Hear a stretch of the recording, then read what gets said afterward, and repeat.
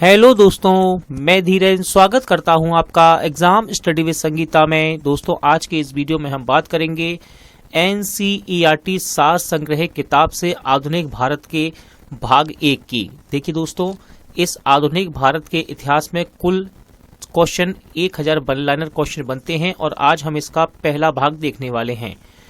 यानी कि आज हम लगभग 500 क्वेश्चन को यहाँ से कवर करेंगे। एनसीईआरटी सार संग्रह बर्णवाल महेश कुमार बर्णवाल जी की ये बुक सभी प्रतियोगिता परीक्षाओं के लिए इम्पोर्टेंट रहती है और इससे पहले के वीडियो यदि आपने नहीं देखे हैं तो आप प्लेलिस्ट में जाकर देख सकते हैं। फिजिक्स, केमिस्ट्री, बायोलॉजी के संपूर्ण विज्ञान का वीडियो यहाँ पर अपलोड किया जा चुका है। साथ ही साथ भारत का प्राचीन इतिहास और मध्यकालीन इतिहास के वीडियो को भी अपलोड किया जा चुका है। और आज हम बात करेंगे आधुनिक भारत के इतिहास की। ये वीडियो यदि आपको अच्छा लगे, हेल्पफुल लगे तो प्लीज वीडियो को लाइक और शेयर जरूर कीजिएगा। और यदि अब तक आपने हमारे चैनल को सब्सक्राइब नहीं किया है तो प्लीज चैनल को सब्सक्राइब जरूर कीजिएगा, जिससे कि आपको मेरे आने वाले नए वीडियो का नोटिफिकेशन टाइम पर मिलता रहे। तो चलिए हम अपनी क्लास शुरू करते हैं। आधुनिक भारत का इतिहास, यूरोपियन कंपनियों का आगमन। व्यापार हेतु समुद्री मार्ग से भारत आने वाले प्रथम यूरोपीय कौन थे? इंपॉर्टेंट क्वेश्चन है। सही आंसर है पुर्तगाली। यूरोप से भारत आने के लिए समुद्री मार्ग की खोज किसके द्वारा की गई? इंपॉर्टेंट क्वेश्चन रहता है।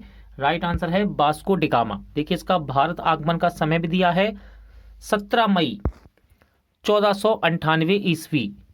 कालीकट बंदरगाह के तट पर किसने वास्को डी गामा का स्वागत किया था? सही आंसर है जमोरिन। ये एक स्थानीय शासक था वहां का। पुर्तगालियों ने भारत में सर्वप्रथम अपनी व्यापारिक कोठी यानी कि फैक्ट्री कहां स्थापित की? सही आंसर है कोचीन, जिसे आप कोचीन, ठीक है, कोचीन। पुर्तगाली निवेश का प्रथम वायसराय भारत में कौन नियुक्त हुआ? इंपॉर्टेंट क्वेश्चन है। आंसर है इसका फ्रांसिस्को द अल्मीडा। आपको और भी बुकों में अल्मोडा भी लिखा मिलेगा, लेकिन दोनों ही सही हैं। सन देखिए 1505 ईस्वी। इंपॉर्टेंट फैक्ट है, भारत में तंबाकू की कृषि एवं प्रिंटिंग प्रेस को प्रारंभ करने का श्रेय पुर्तगालियों को दिया जाता है। ठीक है, तंबाकू की कृषि और प्रिंटिंग प्रेस को प्रारंभ करने का श्रेय पुर्तगालियों को दिया जाता है। भारत में प्रथम प्रिंटिंग प्रेस की स्थापना 1556 में गोवा में की गई थी। कहां पर? गोवा में। हिंद महासागर में व्यापार को नियंत्रित करने के लिए शांत या नीले जल की नीति यानी कि ब्लू वाटर पॉलिसी किसने लागू की? सही आंसर है फ्रांसिस्को द अल्मीडा ने। ठीक है, कौन था ये? तो दोस्तों, ये प्रथम वायसराय था पुर्तगाली उपनिवेश का, जो भारत में नियुक्त किया गया। इंपॉर्टेंट स्लाइड है ये।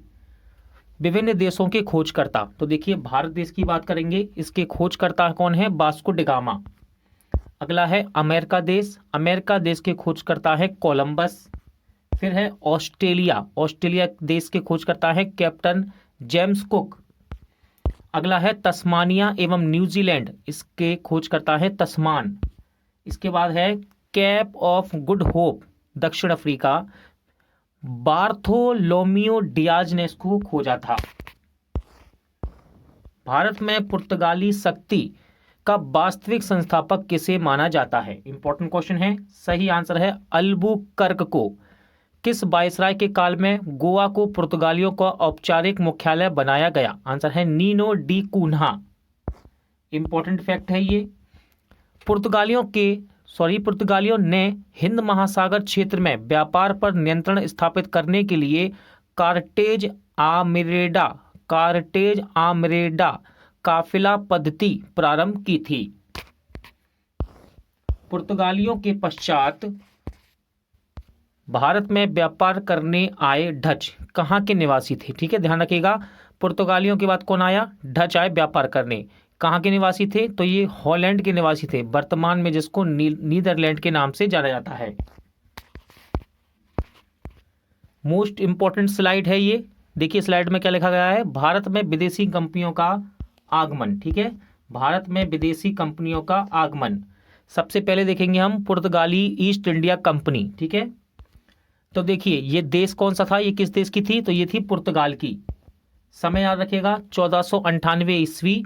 और इन्होंने भारत में प्रथम फैक्ट्री कोचीन यानी कि कोची में खोली।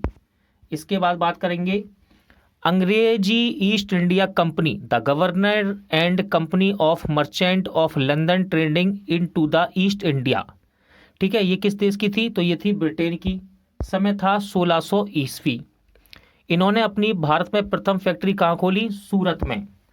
आगे देखते हैं United East India Company of Netherland. ठीक है, ये किस देश की थी? तो ये थी हॉलैंड की। समय था 1602 ईस्वी। भारत में प्रथम फैक्ट्री इन्होंने मछलीपट्टनम में खोली। कहाँ पर? मछलीपट्टनम में खोली। चौथा है डेनिश ईस्ट इंडिया कंपनी। ये देश कौन सा था? ये देश था, ये डेनमार्क देश की थी। समय था 1616 ईस्वी। इनकी प्रथम फैक्ट्री भारत में श्रावणकोर यानी कि त्रंकोवार में खोली गई। पांचवी है फ्रांसीसी east India Company, the Indus Orientalis. ठीक है, इसको बोला जाता था। और ये किस देश की थी? फ्रांस की। समय कितना है? 1664 ईस्वी। और इन्होंने प्रथम फैक्ट्री कहाँ खोली फ्रांसीसियों ने? सूरत में। अब देखिए यहाँ पर एक मोस्ट इंपॉर्टेंट स्लाइड में नीचे लिखा हुआ है यूरोपियन व्यापारियों का भारत में आगमन क्या है? तो देखिए इस प्रकार आए। सबसे पहले पुर्तगाली, डच, ब्रिटिश, डेनिश, फ्रांसीसी तथा स्वीडिश, इस प्रकार आए हैं। ये इंपॉर्टेंट लाइन है। यूरोपीय शक्तियों में भारत में पुर्तगाली कंपनी ने सर्वप्रथम 1498 ईस्वी में प्रवेश किया तथा भारत से सबसे अंत में यानी कि 1961 में भी यही गए थे। सबसे पहले आए और सबसे एंड में गए। कौन? पुर्तगाली। किस यूरोपीय शक्ति द्वारा भारत से मसालों के निर्यात के स्थान पर कपड़ों के निर्यात को प्राथमिकता दी गई? तो ये दी गई डचों के द्वारा। भारत के साथ व्यापार के लिए सर्वप्रथम संयुक्त पूंजी कंपनी किसने आरंभ की? तो ये की थी डचों ने। किसने? डचों ने। वर्ष 1759 में बेदरा का युद्ध किन दो यूरोपीय शक्तियों के मध्य लड़ा गया? तो ये लड़ा गया डच एवं अंग्रेजों के मध्य। लंदन में ब्रिटिश ईस्ट इंडिया कंपनी के गठन के समय भारत का सम्राट कौन था? सही आंसर है अकबर। कौन था? अकबर। ब्रिटिश सम्राट जेम्स प्रथम का दूत बनकर भारत में व्यापारिक कोठी स्थापित करने के उद्देश्य से जहांगीर के दरबार में आने वाला ब्रिटिश नागरिक कौन था? तो देखिए इसका नाम था कैप्टन हॉकिंस और समय था 1608। इंपॉर्टेंट फैक्ट यहां पर दिया गया है। ब्रिटिश ईस्ट इंडिया कंपनी द्वारा भारत में प्रथम अस्थायी कारखाना मछलीपट्टनम में 1611 ईस्वी में तथा प्रथम स्थायी कारखाना सूरत में 1613 ईस्वी में स्थापित किया गया। ईस्ट इंडिया कंपनी के किस अंग्रेज गवर्नर को औरंगजेब द्वारा भारत से निष्कासित किया गया था? तो देखिए इसका नाम था सर जॉन चाइल्ड। क्या नाम था? Sir John child. हैमिल्टन द्वारा सफल उपचार किए जाने के कारण किस मुगल बादशाह द्वारा ईस्ट इंडिया कंपनी के लिए वर्ष 1717 में महाधिकार पत्र जारी किया गया? तो ये किया गया फारूक शियार के द्वारा। इंपॉर्टेंट फैक्ट है 1661 ईस्वी में इंग्लैंड के राजा चार्ल्स द्वितीय का विवाह पुर्तगाली राजकुमारी कैथरीन के साथ हुआ। इस अवसर पर पुर्तगालियों ने चार्ल्स द्वितीय को दहेज के रूप में बम्बई द्वीप प्रदान किया। 1668 में चार्ल्स द्वितीय ने 10 पाउंड वार्षिक किराया लेकर बम्बई ईस्ट इंडिया कंपनी को दे दिया था। इस फैक्ट को याद रखिएगा। इंपॉर्टेंट स्लाइड है। प्रमुख शहरों के संस्थापक दिए हैं यहाँ पर आपको। प्रमुख शहरों के संस्थापक तो पहला है कलकत्ता। कलकत्ता के संस्थापक हैं दोस्तों जॉब चार्नोक। अगला है मद्रास। मद्रास के संस्थापक हैं फ्रांसिस डे। फिर है नई दिल्ली। इंपॉर्टेंट रहता है। नई दिल्ली के संस्थापक हैं एडविन लुटियंस व सर हर्बर्ट बेकर। बम्बई के संस्थापक हैं गेराल्ड अंगिन यार। ठीक है, गेराल्ड अनिंग यार। यूरोपियों के लिए सर्वोत्तम सोरा और अफीम प्राप्ति का मुख्य क्षेत्र कौन था? क्वेश्चन है यूरोपियों के लिए सर्वोत्तम सोरा व अफीम का प्राप्ति का मुख्य क्षेत्र बिहार था। क्या? बिहार। वर्ष 1664 में फ्रांसीसी कंपनी की स्थापना किसके प्रयासों से की गई? तो ये की गई कोलवर्ट के द्वारा। फ्रांसीसी कंपनी की स्थापना किसके कार्यकाल में हुई थी? तो ये हुई लुई 14वां के समय में। फ्रैंक कैरो के द्वारा भारत में प्रथम फ्रांसीसी फैक्ट्री की स्थापना कहाँ की गई? तो ये की गई थी दोस्तों सूरत में, ठीक है, 1668 यानी कि 1668 में। किसके द्वारा? फ्रैंक कैरो के द्वारा। इंपॉर्टेंट फैक्ट है, फ्रांसीसी गवर्नर डुप्ले ने पहली बार भू क्षेत्र अर्जित करने के उद्देश्य से भारतीय राजाओं के विवाद में भाग लेने की नीति आरंभ की। फ्रांसीसियों द्वारा फोर्ट लुई नामक किला कहाँ बनाया गया? तो ये बनाया गया पांडिचेरी में। पांडिचेरी का प्रथम फ्रांसीसी गवर्नर कौन था? सही आंसर है फ्रांको मार्टिन। कौन था? Franco Martin. पुर्तगालियों को सोली के स्थान पर किस अंग्रेज अधिकारी ने पराजित किया? सही आंसर, सोली के स्थान पर किस अंग्रेज अधिकारी ने पराजित किया? तो यह था थॉमस बेस्ट। बांडीवास के युद्ध में अंग्रेजों ने किसे पराजित किया? इंपॉर्टेंट क्वेश्चन है। तो बांडीवास के युद्ध में अंग्रेजों ने फ्रांस को पराजित किया। कर्नाटक का युद्ध किसके मध्य लड़ा गया? देखिए इंपॉर्टेंट क्वेश्चन है, यहां से हम आगे जाएंगे तो आपको कर्नाटक युद्ध के बारे में इंपॉर्टेंट फैक्ट सब पता पड़ेंगे, पहला युद्ध, द्वितीय युद्ध, तृतीय युद्ध के बारे में, ठीक है। तो कर्नाटक का युद्ध ये लड़ा गया अंग्रेज व फ्रांस के बीच। प्रथम कर्नाटक युद्ध किस संधि के माध्यम से समाप्त हुआ? तो ये हुआ एक्स लॉ सेपेल की संधि, ठीक है। समय याद रखना 1748 ईस्वी। देखिए कर्नाटक युद्ध के बारे में बताया गया है। पहला प्रथम युद्ध देखिए 1746 से 1748 ईस्वी। अब देखिए प्रमुख कारण क्या था? ऑस्ट्रिया के उत्तराधिकारी का युद्ध, ठीक है, इसका प्रमुख कारण था। और ये किस संधि से समाप्त हुआ? एक्स ला सेपेल की संधि के द्वारा, ठीक है। परिणाम क्या निकला? अनिर्णित। अगला है द्वितीय कर्नाटक युद्ध 1751 से 1755। कर्नाटक के उत्तराधिकारी का युद्ध था इसका प्रमुख कारण, ठीक है। ये पांडिचेरी की संधि से समाप्त हुआ 1755 में। परिणाम क्या निकला? ब्रिटेन मजबूत स्थिति में हो गया इससे। अगला है तृतीय कर्नाटक युद्ध। सप्तवर्षीय युद्ध एवं औपनिवेशिक कारण इसका प्रमुख कारण था। और ये पेरिस की संधि के द्वारा समाप्त हुआ।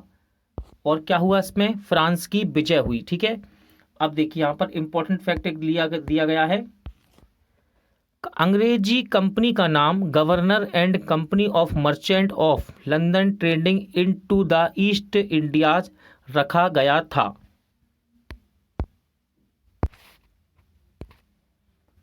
ईस्ट इंडिया कंपनी और बंगाल के नवाब। मुगल सम्राट द्वारा स्वतंत्र रूप से नियुक्त बंगाल का अंतिम गवर्नर कौन था? तो इसका नाम था मुर्शीद कुली खां। मुर्शीद कुली खां ने अपनी राजधानी ढाका से कहां स्थानांतरित की? राइट आंसर है मुर्शिदाबाद में। बंगाल के किस गवर्नर ने यूरोपियों की तुलना में मधुमक्खियों से की थी? बंगाल के किस गवर्नर ने यूरोपियों की तुलना मधुमक्खी से की? तो ये था अलीवर्दी खां। 20 जून 1756 को प्रसिद्ध ब्लैक होल की घटना बंगाल के किस नवाब के शासनकाल में हुई? तो ये हुई थी सिराजुद्दौला के समय में। 9 फरवरी 1757 को अली नगर की संधि किसके मध्य हुई थी? तो ध्यान रखिएगा अली नगर की संधि लॉर्ड क्लाइव एवं सिराजुद्दौला के बीच हुई थी। ये इंपॉर्टेंट फैक्ट, भारतवर्ष में ब्रिटिश साम्राज्य का संस्थापक लॉर्ड रॉबर्ट क्लाइव को माना जाता है, जिसने प्लासी के युद्ध में बंगाल के नवाब सिराजुद्दौला को पराजित कर पहली बार भारत में ब्रिटिश प्रभुत्व की नींव रखी थी। प्लासी के युद्ध के समय बंगाल के नवाब का सेनापति था जिसने युद्ध में विश्वासघात किया, तो ये था मीर जाफर, ठीक है, याद रखिएगा मीर जाफर। ये बंगाल के नवाब का सेनापति था और इसने इसको धोखा दिया, ठीक है, विश्वासघात किया। प्लासी के युद्ध के समय मुगल बादशाह कौन था? तो प्लासी के युद्ध के समय मुगल बादशाह था आलमगीर द्वितीय, ठीक है, आलमगीर द्वितीय। प्लासी के युद्ध के पश्चात बंगाल का नवाब कौन बना? तो देखिए ये बना मीर जाफर, ठीक है, इसीलिए इसने इसको धोखा दिया था सिराजुद्दौला को, ठीक है, ये बंगाल का नवाब बन गया। भारत में ब्रिटिश प्रभुत्व की शुरुआत किस युद्ध से मानी जाती है? तो प्लासी के युद्ध से ही भारत में ब्रिटिश प्रभुत्व की शुरुआत मानी जाती है। अब देखिए कुछ प्रमुख घटनाएं यहाँ पर दी हैं और उनकी डेट दी है, यानी कि वर्ष दिए हैं, पूछ लेता है ठीक है एग्जाम में। देखिए सबसे प्रमुख है ब्लैक होल की घटना, तो 20 जून 1756 में घटी ये। अली नगर की संधि 9 फरवरी 1757। प्लासी का युद्ध 23 जून 1757, इंपॉर्टेंट है सबसे ज्यादा प्लासी का युद्ध। और बक्सर का युद्ध भी, बक्सर का युद्ध 22 अक्टूबर 1764, सन याद रखिएगा 1764, और ये 1757। इलाहाबाद की प्रथम संधि, तो इलाहाबाद की प्रथम संधि 12 अगस्त 1765 को, और इलाहाबाद की द्वितीय संधि 16 अगस्त 1765 को। ठीक है, एक और बचा है बनारस की संधि, बनारस की संधि 1773 को हुई थी। वर्ष 1760 में अंग्रेजों ने मीर जाफर को हटाकर किसे बंगाल का नवाब बनाया? तो मीर जाफर को हटाकर मीर कासिम को बंगाल का नवाब बनाया अंग्रेजों ने। कब? 1760 में। इंपॉर्टेंट फैक्ट है 22 अक्टूबर 1764 को बक्सर के युद्ध में अंग्रेजों ने मीर कासिम, अवध के नवाब शुजाउद्दौला तथा दिल्ली के मुगल सम्राट शाह आलम द्वितीय की सम्मिलित सेना को पराजित किया था। बक्सर के युद्ध के समय ब्रिटिश सेनापति कौन था? इंपॉर्टेंट क्वेश्चन है। सही आंसर इसका हेक्टर मुनरो। ठीक है, हेक्टर मुनरो। बक्सर के युद्ध के समय बंगाल का नवाब कौन था? क्वेश्चन है बक्सर के युद्ध के समय बंगाल का नवाब, तो ये था मीर जाफर। इंपॉर्टेंट फैक्ट है, देखिए बक्सर के युद्ध के पश्चात इलाहाबाद की प्रथम संधि मुगल सम्राट शाह आलम द्वितीय तथा बंगाल के नवाब नजमुद्दौला और क्लाइव के मध्य तथा इलाहाबाद की द्वितीय संधि क्लाइव तथा अवध के नवाब शुजाउद्दौला के मध्य संपन्न हुई थी। किस संधि के माध्यम से अंग्रेजों को बंगाल, बिहार और उड़ीसा की दीवानी प्राप्त हुई? तो ये हुई इलाहाबाद की संधि के द्वारा। स्वर्ग से उत्पन्न सेनानायक किसे कहा जाता है? इंपॉर्टेंट है क्वेश्चन। स्वर्ग से उत्पन्न सेनानायक कहा जाता है रॉबर्ट क्लाइव को। इलाहाबाद की संधि के पश्चात बंगाल में द्वैध शासन की स्थापना किसके द्वारा की गई? इंपॉर्टेंट है बंगाल में द्वैध शासन, तो ये रॉबर्ट क्लाइव के द्वारा शुरुआत की गई। अब देखिए यहाँ पर कुछ उत्तर मुगल कालीन राज्यों के संस्थापक यहाँ पर दिए हैं। कौन से? उत्तर मुगल कालीन राज्यों के, इनके नाम याद रखिएगा। देखते हैं हम। पहला है बंगाल, स्थापना 1717 से 1727 ईस्वी, संस्थापक था मुर्शीद कुली खां। फिर है हैदराबाद, समय है 1724 ईस्वी, निजाम उल मुल्क यानी कि चिन किलीच खां इसको कहते थे, ये इसका संस्थापक है। भरतपुर 18वीं शताब्दी में, संस्थापक है चूड़ामन और बदन सिंह। कर्नाटक राज्य, ठीक है, स्थापना काल है 18वीं शताब्दी। सॉरी मैंने इसको भी 17 बोल दिया, ये भी 18 है, सही है, ये 18 और ये भी 18 है। साआदत खां, ठीक है, साआदत उल्ला खां कर्नाटक का संस्थापक। अवध का संस्थापक की बात करेंगे। अवध 1722 से 1724 ईस्वी, संस्थापक साआदत खां, बुरहान उल मुल्क भी कहते हैं इसको। जयपुर 18वीं शताब्दी में, इसके संस्थापक हैं सवई राजा जयसिंह। रोहेल पठान, राज्य का नाम है रोहेल पठान, स्थापना काल 18वीं शताब्दी, संस्थापक मोहम्मद खां बंगसा। मैसूर 18वीं शताब्दी में ये राज्य स्थापना हुई इसकी, और संस्थापक था हैदर अली। इंपॉर्टेंट है हैदर अली। क्षेत्रीय राज्य पंजाब एवं मैसूर। सिख साम्राज्य का संस्थापक किसे माना जाता है? सही आंसर है महाराजा रणजीत सिंह को। समय 1799। महाराजा रणजीत सिंह किस मिसल से संबंधित थे? तो ये थे सुकर चकिया मिसल से संबंधित थे। महाराजा रणजीत सिंह के राज्य की राजधानी कहाँ थी? तो आंसर है लाहौर। इंपॉर्टेंट क्वेश्चन है, राजधानी कहाँ थी? लाहौर। महाराजा रणजीत सिंह ने सुप्रसिद्ध कोहिनूर हीरा किससे प्राप्त किया था? तो इन्होंने शाह शुजा से इस हीरो को प्राप्त किया था। 25 अप्रैल 1809 को अमृतसर की संधि किन के मध्य संपन्न हुई? इंपॉर्टेंट क्वेश्चन है। आंसर है महाराजा रणजीत सिंह तथा अंग्रेजों के मध्य 1809 में अमृतसर की संधि हुई। फैक्ट देखिए, महाराजा रणजीत सिंह एक धर्मनिरपेक्ष शासक थे, इसलिए इन्होंने कहा था कि ईश्वर की इच्छा थी कि मैं सब धर्मों को एक निगाह से देखूं, इसलिए उसने दूसरी आंख की रोशनी ले ली। फैक्ट इंपॉर्टेंट है ये। अगला क्वेश्चन है, वर्ष 1845 में प्रारंभ हुआ प्रथम आंग्ला सिख युद्ध के दौरान भारत का गवर्नर जनरल कौन था? तो ये था लॉर्ड हार्डिंग प्रथम। ठीक है, लॉर्ड हार्डिंग प्रथम। प्रथम आंग्ला सिख युद्ध किस संधि से समाप्त हुआ? प्रथम आंग्ला सिख युद्ध ये लाहौर की संधि से समाप्त हुआ 1846 में। महाराजा रणजीत सिंह का उत्तराधिकारी कौन था? तो ये था खड़क सिंह। कौन था? खड़क सिंह। इंपॉर्टेंट है, खड़क सिंह महाराजा रणजीत सिंह का उत्तराधिकारी था। कुछ इंपॉर्टेंट संधियां की यहाँ पर डेट दी है, संधियां हैं, देखिए इनको एग्जाम में पूछ लेता है। सबसे इंपॉर्टेंट है पुरंदर की संधि, ये हुई 1665 में। बड़गांव की संधि हुई 1789 ईस्वी में, 79 में। सालबाई की संधि इंपॉर्टेंट है, सालबाई की संधि हुई 1782 में। देवगांव की संधि ये हुई 1803 में। सुरजी अर्जुन गांव की संधि 1803 में। पूना संधि इंपॉर्टेंट है 1817 में। लाहौर की संधि 1806 में। अमृतसर की संधि हुई 1809 में। द्वितीय आंग्ला सिख युद्ध किस गवर्नर जनरल के कार्यकाल में हुआ? आंसर है लॉर्ड डलहौजी के समय में। इंपॉर्टेंट है लॉर्ड डलहौजी, ये नाम ही इतना इंपॉर्टेंट है, एग्जाम में यहां से क्वेश्चन बनते हैं, तो याद रखिएगा। द्वितीय आंग्ला सिख युद्ध 13 जनवरी 1849 को चिलियावाला युद्ध में अंग्रेजी सेना का नेतृत्व किसके द्वारा किया गया? आंसर है लॉर्ड गफ। सिख साम्राज्य का अंतिम शासक कौन था? तो ये था दलीप सिंह। ठीक है, सिख साम्राज्य का अंतिम शासक दलीप सिंह था। 1849 में हुए ब्रिटिश साम्राज्य में सिख साम्राज्य के विलय के दौरान भारत का गवर्नर जनरल कौन था? तो इसका नाम था लॉर्ड डलहौजी।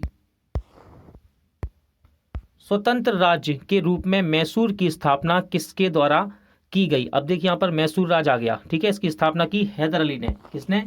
हैदर अली ने। अब यहाँ पर आंग्ला मैसूर युद्ध प्रारंभ हो जाते हैं। ठीक है, स्थापना हुई मैसूर की, तो आंग्ला मैसूर युद्ध यहाँ स्टार्ट होते हैं। 4 युद्ध हुए, आंग्ला मैसूर 4 युद्ध हुए, इनके बारे में देखते हैं डिटेल के साथ।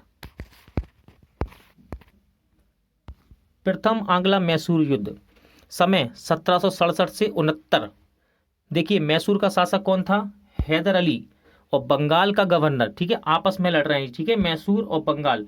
ठीक है, बंगाल का गवर्नर का अर्थ क्या है दोस्तों? बंगाल का गवर्नर। ठीक है, आंग्ला अंग्रेज हैं, ये अंग्रेजों की लड़ेगा युद्ध। ठीक है, तो बंगाल का गवर्नर था लॉर्ड वेरेलस्ट। देखिए यहां पर मद्रास की संधि हुई। ठीक है, अब देखिए विशेषता देखिए इस युद्ध की। हैदर अली दक्षिण भारत का प्रथम शासक था जो अंग्रेजों से पराजित नहीं हुआ।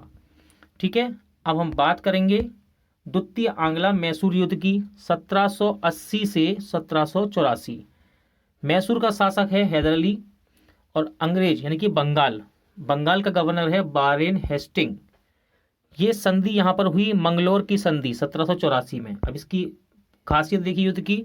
हैदर अली की मृत्यु के बाद टीपू सुल्तान के नेतृत्व में युद्ध हुआ था ये। आगे बात करेंगे द्वितीय आंग्ला मैसूर युद्ध की 1790 से 92 में। मैसूर का शासक है टीपू सुल्तान। ठीक है, और बंगाल का गवर्नर था लॉर्ड कॉर्नवालिस। संधि यहाँ पर हुई श्रीरंगपट्टनम की संधि। इंपॉर्टेंट है ये। टीपू सुल्तान की स्थिति कमजोर हो गई थी इस युद्ध में। आगे बात करते हैं चतुर्थ आंग्ला मैसूर युद्ध 1799।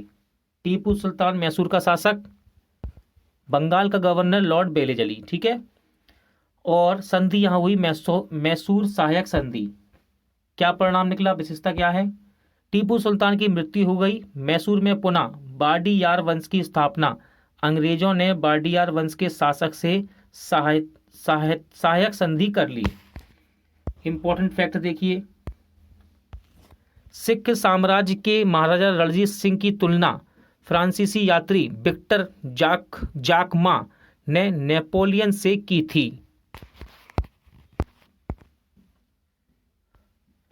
ब्रिटिश राजनीतिक एवं प्रशासनिक नीतियां। अंग्रेजों का भारत पर वास्तविक राजनीतिक नियंत्रण कब प्रारंभ हुआ? सही आंसर है इलाहाबाद की संधि से 1765 से। बंगाल में द्वैत शासन किसके द्वारा लागू किया गया? इंपॉर्टेंट क्वेश्चन है। राइट आंसर है लॉर्ड क्लाइव के द्वारा। 1772 में किस गवर्नर ने द्वैत शासन को समाप्त कर दिया था? ठीक है, ये भी इंपॉर्टेंट क्वेश्चन है। द्वैत शासन को शुरू किया लॉर्ड क्लाइव ने और समाप्त किसने किया? वारेन हेस्टिंग्स ने। किसने? Warren Hasting. भारत में न्याय की सेवा का जन्मदाता किसे माना जाता है? Important question. भारत में न्याय की सेवा का जन्मदाता वारेन हेस्टिंग्स को जाना जाता है, माना जाता है। देखिए इंपॉर्टेंट फैक्ट दिया है, वारेन हेस्टिंग के कार्यकाल में रेगुलेटिंग एक्ट 1773 के अंतर्गत वर्ष 1774 में कलकत्ता में सुप्रीम कोर्ट की स्थापना की गई। बहुत ही अच्छा क्वेश्चन है। और इसके प्रथम मुख्य न्यायाधीश सर एलिजा इम्पे थे। कौन थे? Sir Elijah Impey. भारत में पुलिस सेवा तथा सिविल सेवा का जन्मदाता किसे माना जाता है? Most important question. Right answer है लॉर्ड कॉर्नवालिस। वर्ष 1863 में प्रथम भारतीय आईसीएस अधिकारी बनने का गौरव किसे प्राप्त हुआ? तो ये प्राप्त हुआ सत्येंद्र नाथ टैगोर को। किसको? सत्येंद्र नाथ टैगोर को। अब देखिए स्लाइड में दिया गया है ब्रिटिश भारत में लोक सेवा संबंधी आयोग। तो पहला आयोग है एचिनसन आयोग, वर्ष था 1886 और गवर्नर जनरल है लॉर्ड डफरिन के समय। इस्लिंगटन आयोग समय है 1912, जनरल गवर्नर है लॉर्ड हार्डिंग द्वितीय। ली आयोग समय है 1923 का और गवर्नर जनरल है लॉर्ड रीडिंग। भारत सरकार अधिनियम 1935 के अंतर्गत संघीय लोक सेवा आयोग के गठन का प्रावधान किस आयोग के सुझाव पर किया गया था? तो यह किया गया ली आयोग के सुझाव पर। भू सुधार के उद्देश्य से भारत में स्थायी बंदोबस्त प्रणाली किसके द्वारा लागू की गई? तो ध्यान रखिएगा, भू सुधार के उद्देश्य से स्थायी बंदोबस्त प्रणाली लॉर्ड कॉर्नवालिस के द्वारा लागू की गई।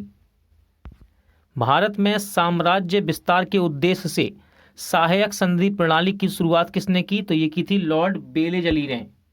किसने? लॉर्ड बेलेजली ने।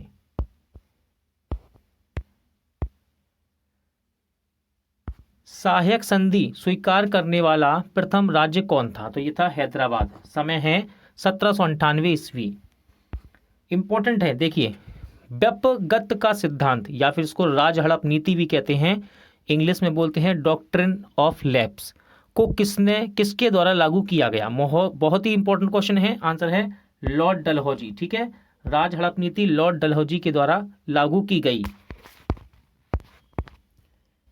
देखिए राज हड़प नीति के बारे में बताया गया है। राज हड़प नीति में कहा गया कि ऐसे राज्य जिनका निर्माण अंग्रेजों के सहयोग से हुआ है उन्हें राज्य के उत्तराधिकारी के लिए गोद लेने का अधिकार नहीं प्राप्त होगा।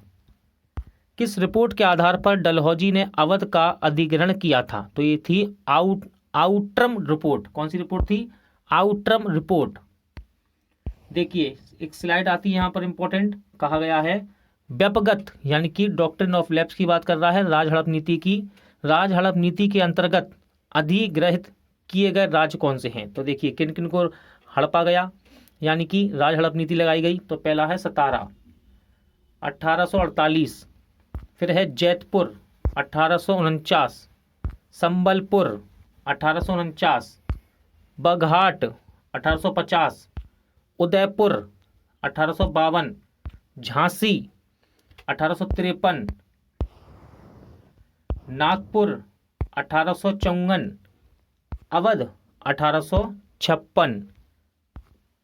चतुराईपूर्ण निष्क्रियता की नीति किससे संबंधित है? तो ये संबंधित है जॉन लॉरेंस से। किस गवर्नर जनरल के कार्यकाल में भारत पर ईस्ट इंडिया कंपनी का शासन समाप्त हो गया? तो ये था लॉर्ड कैनिंग। 1861 में भारतीय दंड संहिता, इंपॉर्टेंट क्वेश्चन है, यानी कि आईपीसी जिसे आप इंडियन पेनल कोड कहते हैं, किसके कार्यकाल में निर्मित हुई थी? तो ये हुई लॉर्ड कैनिंग के समय में। किसके समय में? लॉर्ड कैनिंग के समय में। राज्य उपाधि अधिनियम 1876 पारित करके महारानी विक्टोरिया को केसर ए हिंद की उपाधि प्रदान की गई थी। इस फैक्ट को याद रखिएगा। लॉर्ड लिटन के कार्यकाल में किस अकाल आयोग का गठन किया गया? तो ये था स्ट्रेची आयोग। 1880 ईस्वी में भारत का प्रथम अकाल आयोग था ये। इंपॉर्टेंट है, स्ट्रेची आयोग। भारत में स्थायी शासन का जनक किसे कहा माना जाता है? तो यह है लॉर्ड रिपन। इंपॉर्टेंट है, स्थायी स्वशासन का जनक किसे कहते हैं? लॉर्ड रिपन को। चलिए, इंपॉर्टेंट स्लाइड आता है यहां पर। ब्रिटिश काल में विभिन्न क्षेत्रों पर अधिकार। देखिए, देश है नेपाल। समय देखिए 1816, गवर्नर था लॉर्ड हेस्टिंग्स। सिंध, देश है सिंध। समय है 1843, गवर्नर या वायसराय है लॉर्ड एलनबरो। भूटान, वर्ष है 1865, गवर्नर जनरल अथवा वायसराय है लॉर्ड लॉरेंस। बर्मा देश की बात करें, समय 1885, गवर्नर जनरल या वायसराय है लॉर्ड डफरिन। ब्रिटिश शासन का भारतीय अर्थव्यवस्था पर प्रभाव। धन निष्कासन के सिद्धांत का प्रतिपादन किसने किया? Important question. सही आंसर है दादा भाई नौरोजी ने। वर्ष 1892 में लिबरल पार्टी के टिकट पर ब्रिटिश हाउस ऑफ कॉमन्स में चुने जाने वाले पहले भारतीय कौन थे? तो ये थे Dadabhai Naoroji. Poverty and the un British rule in India नामक पुस्तक को किसने लिखा? ठीक है, सही आंसर है दादा भाई नौरोजी ने। यह विचार किसने दिया था कि भारत में ब्रिटिश आर्थिक नीति घिनौनी है? तो यह है विचार कार्ल मार्क्स का। किसका? कार्ल मार्क्स का। औपनिवेशिक अर्थव्यवस्था की श्रेष्ठतम पुस्तक जिसका नाम है इंडिया टुडे के लेखक कौन है? तो इंडिया टुडे के लेखक हैं रजनी पाम दत्त। कौन है? रजनी पाम दत्त। वर्ष 1907 में टिस्को की स्थापना किसने की? आंसर है जे.एन. टाटा ने। कुटीर उद्योग के विकास हेतु ऑल इंडिया स्पिनर्स एसोसिएशन की स्थापना किसके द्वारा की गई? तो ये की गई महात्मा गांधी के द्वारा। वर्ष 1854 में Bombay spinning and viewing company की सूती वस्त्र की फैक्ट्री किसके द्वारा स्थापित की गई? तो ये की गई कावासजी डावर के द्वारा। वर्ष 1855 में भारत का प्रथम जूट मिल कहाँ स्थापित किया गया? मोस्ट इंपॉर्टेंट क्वेश्चन है, बच्चों को पता है भाई, पश्चिम बंगाल। स्थान भी याद रखिएगा, श्रीरामपुर। भारत का प्रथम चाय बागान कहाँ स्थापित हुआ? तो ये कब स्थापित हुआ? तो भारत का प्रथम चाय बागान 1833 में स्थापित हुआ।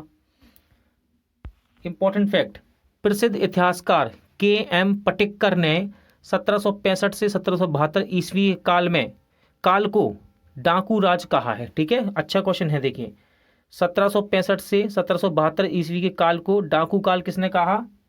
के.एम. पटिक्कर ने।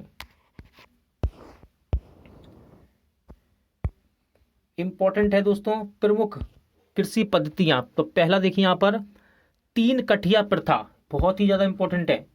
देखिए क्या बताया गया इसमें। इस प्रथा के अंतर्गत चंपारण, जो कि बिहार में है, कि किसानों को अपने अंग्रेज बागान मालिकों के अनुबंध पर अपनी भूमि के 3/20 भाग पर नील की खेती करना अनिवार्य हुआ था। इसके बाद है ददानी प्रथा। अब ददानी प्रथा क्या है? इस प्रथा के अंतर्गत ब्रिटिश व्यापारी भारतीय उत्पादकों, कारीगरों, शिल्पियों आदि से निर्मित माल प्राप्त करने के लिए अग्रिम अथवा पेशगी के रूप में धन देते थे। वह कौन सी भू राजस्व व्यवस्था थी जो सर्वाधिक ब्रिटिश क्षेत्र पर लागू की गई? तो ये थी रयतवाड़ी व्यवस्था। कौन सी थी? रयतवाड़ी व्यवस्था। स्थायी बंदोबस्त का सिद्धांत किससे संबंधित है? तो ये भू राजस्व के निर्धारण से है। ठीक है, भू राजस्व के निर्धारण से स्थायी बंदोबस्त, इसको जमींदारी बंदोबस्त भी कहते हैं।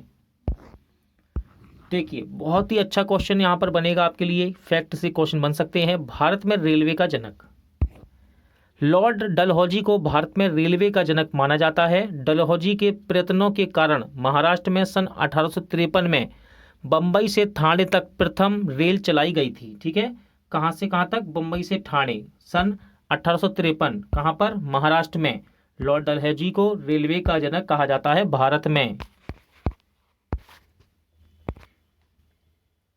1857 की क्रांति, 1857 ईस्वी की क्रांति सर्वप्रथम कहां से प्रारंभ हुई? इंपॉर्टेंट क्वेश्चन रहता है। आंसर है मेरठ से, और मोस्ट इंपॉर्टेंट है 10 मई इसकी डेट। 34वीं रेजिमेंट के सिपाही मंगल पांडे ने किस स्थान पर विद्रोह किया था? ठीक है, सही आंसर है बैरकपुर, पश्चिम बंगाल में। 1857 के स्वाधीनता संग्राम के प्रतीक क्या थे? तो इसका प्रतीक था कमल और रोटी। वर्ष 1857 के विद्रोह का तत्कालीन कारण क्या था? तो इसका कारण था एनफील्ड राइफल में चर्बी वाले कारतूस का प्रयोग। अंग्रेजों की शोषणकारी आर्थिक, राजनीतिक, धार्मिक और प्रशासनिक नीतियों के प्रभाव ने 1857 के विद्रोह को जन्म दिया था। इस फैक्ट को याद रखना। 1857 के विद्रोह के समय भारत का गवर्नर जनरल कौन था? तो गवर्नर जनरल था लॉर्ड केनिंग। इंपॉर्टेंट क्वेश्चन बनता है यहां से। 1857 के विद्रोह के समय ब्रिटिश प्रधानमंत्री कौन था? तो ये था पामस्टर्न।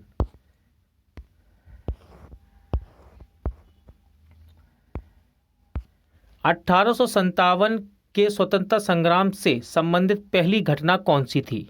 तो देखिए पहली घटना थी सैनिकों का दिल्ली के लाल किले पर पहुंचना। ठीक है, 1857 के विद्रोह में भाग लेने वाले सर्वाधिक सैनिक किस राज्य अथवा क्षेत्र से थे? तो ये थे अवध से। कहां से? अवध से।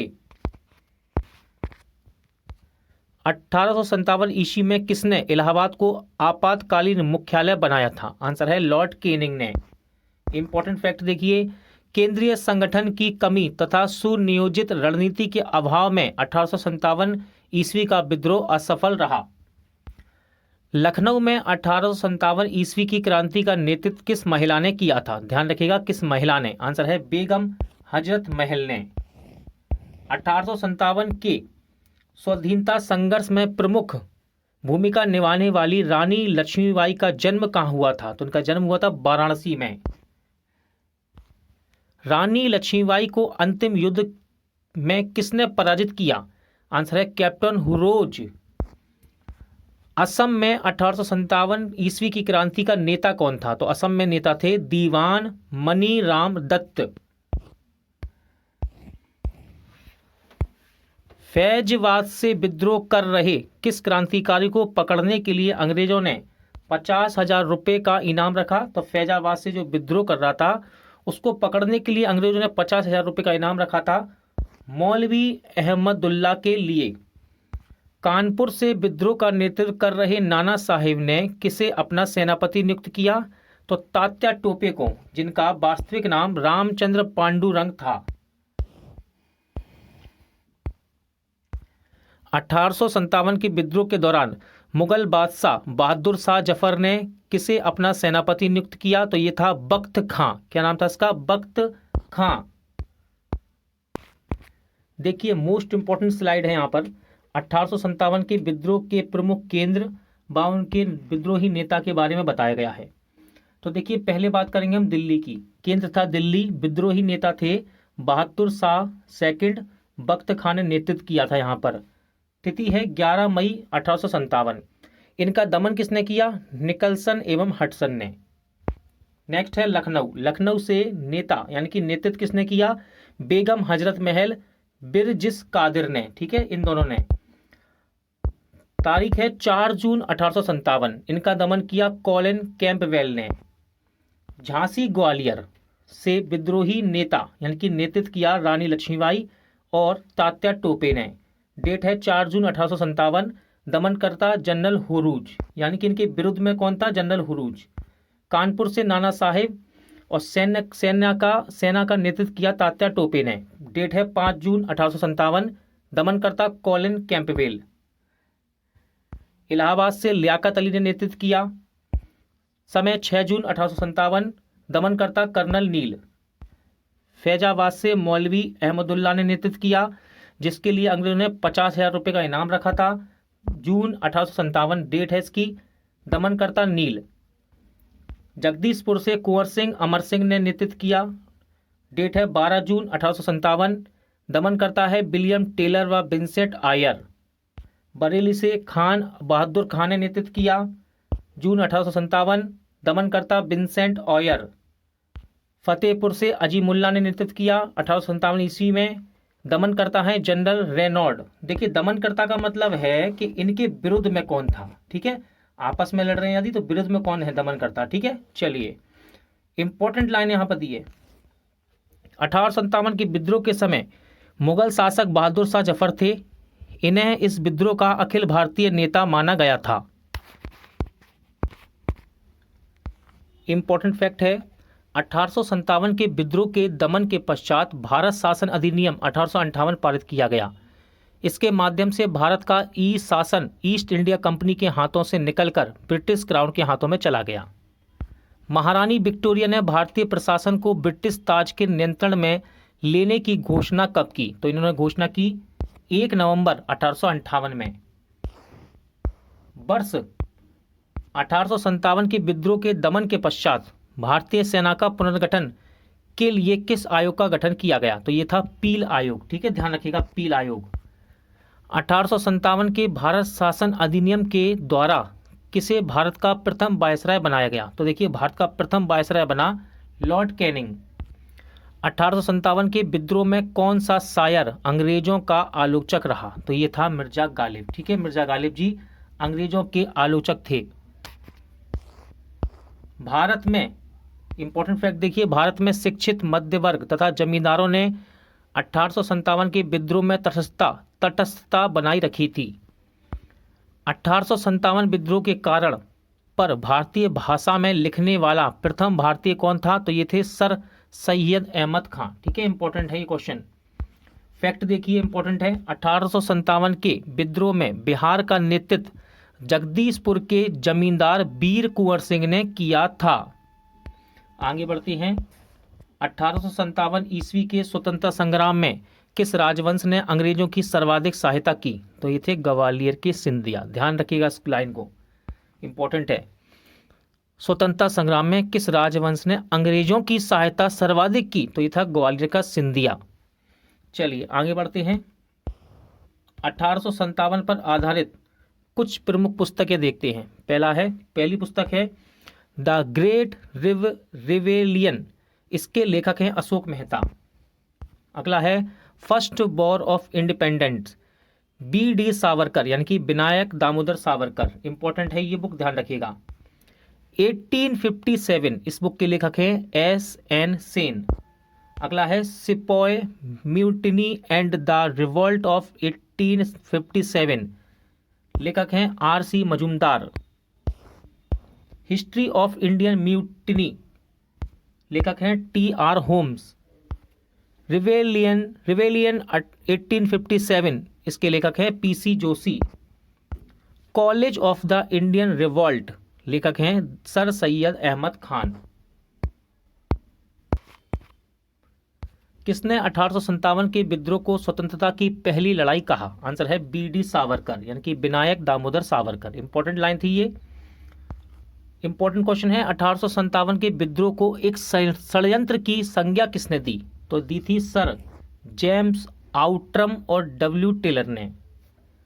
तथा कथित प्रथम राष्ट्रीय स्वतंत्रता संग्राम ना तो प्रथम, ना तो राष्ट्रीय और ना ही स्वतंत्रता संग्राम था। यह कथन किसका है? तो यह कथन है R.C. मजूमदार का। भारतीय स्वाधीनता आंदोलन का सरकारी इतिहासकार कौन था? तो सरकारी इतिहासकार थे एस एन सेन। कौन थे? S N Sen.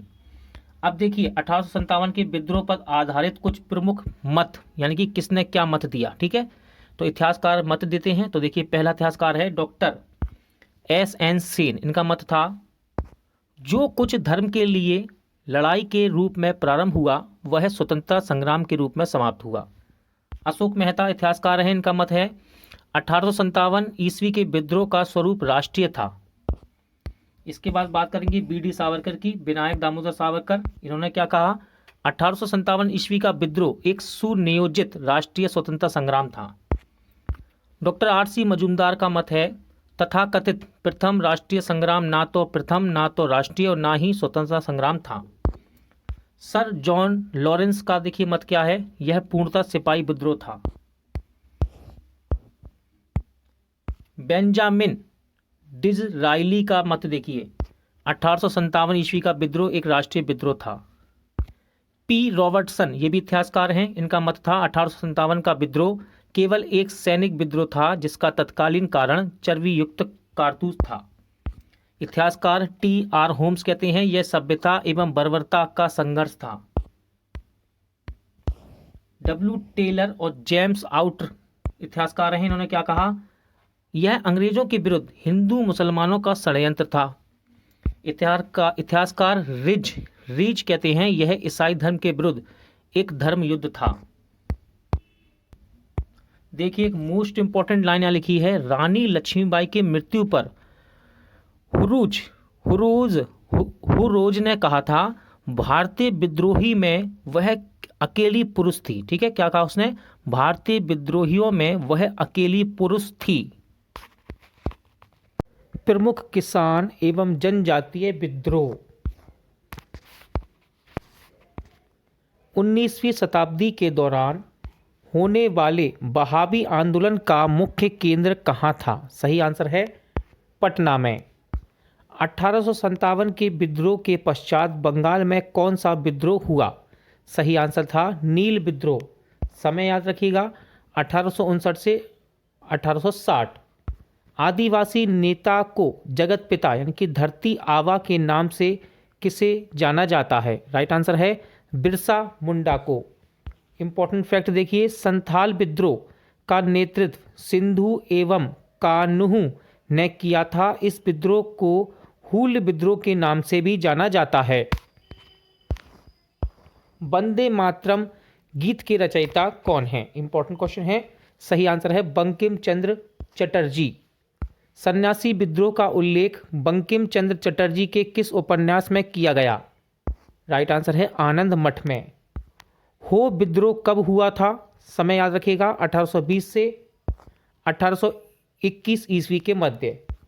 संबलपुर में हुए अनेक ब्रिटिश विरोधी विद्रोह का नेता कौन था? तो ये थे सुरेंद्र साई। इंपॉर्टेंट फैक्ट है, महाराष्ट्र में रामोसी कृषक जत्था की स्थापना वासुदेव बलवंत फड़के ने स्थापित किया था। मोस्ट इंपॉर्टेंट, कूका आंदोलन समय है 1840 से 1872 किसने संगठित किया? आंसर है गुरु राम सिंह ने। उल गुलान विद्रोह किससे संबंधित है? तो उल गुलान विद्रोह ये बिरसा मुंडा से संबंधित है। बिरसा मुंडा किस राज्य से संबंधित है? मोस्ट इंपॉर्टेंट क्वेश्चन है। सही आंसर है झारखंड। इंपॉर्टेंट फैक्ट देखिए, नील कृषकों की दुर्दशा पर रचित नाटक नील दर्पण के लेखक कौन थे? तो ये थे दीनबंधु मित्र। पागलपंथी विद्रोह का मुख्यतः किस क्षेत्र में हुआ? तो पागलपंथी विद्रोह मुख्यतः शेरपुर से गारो पहाड़ियों तक हुआ।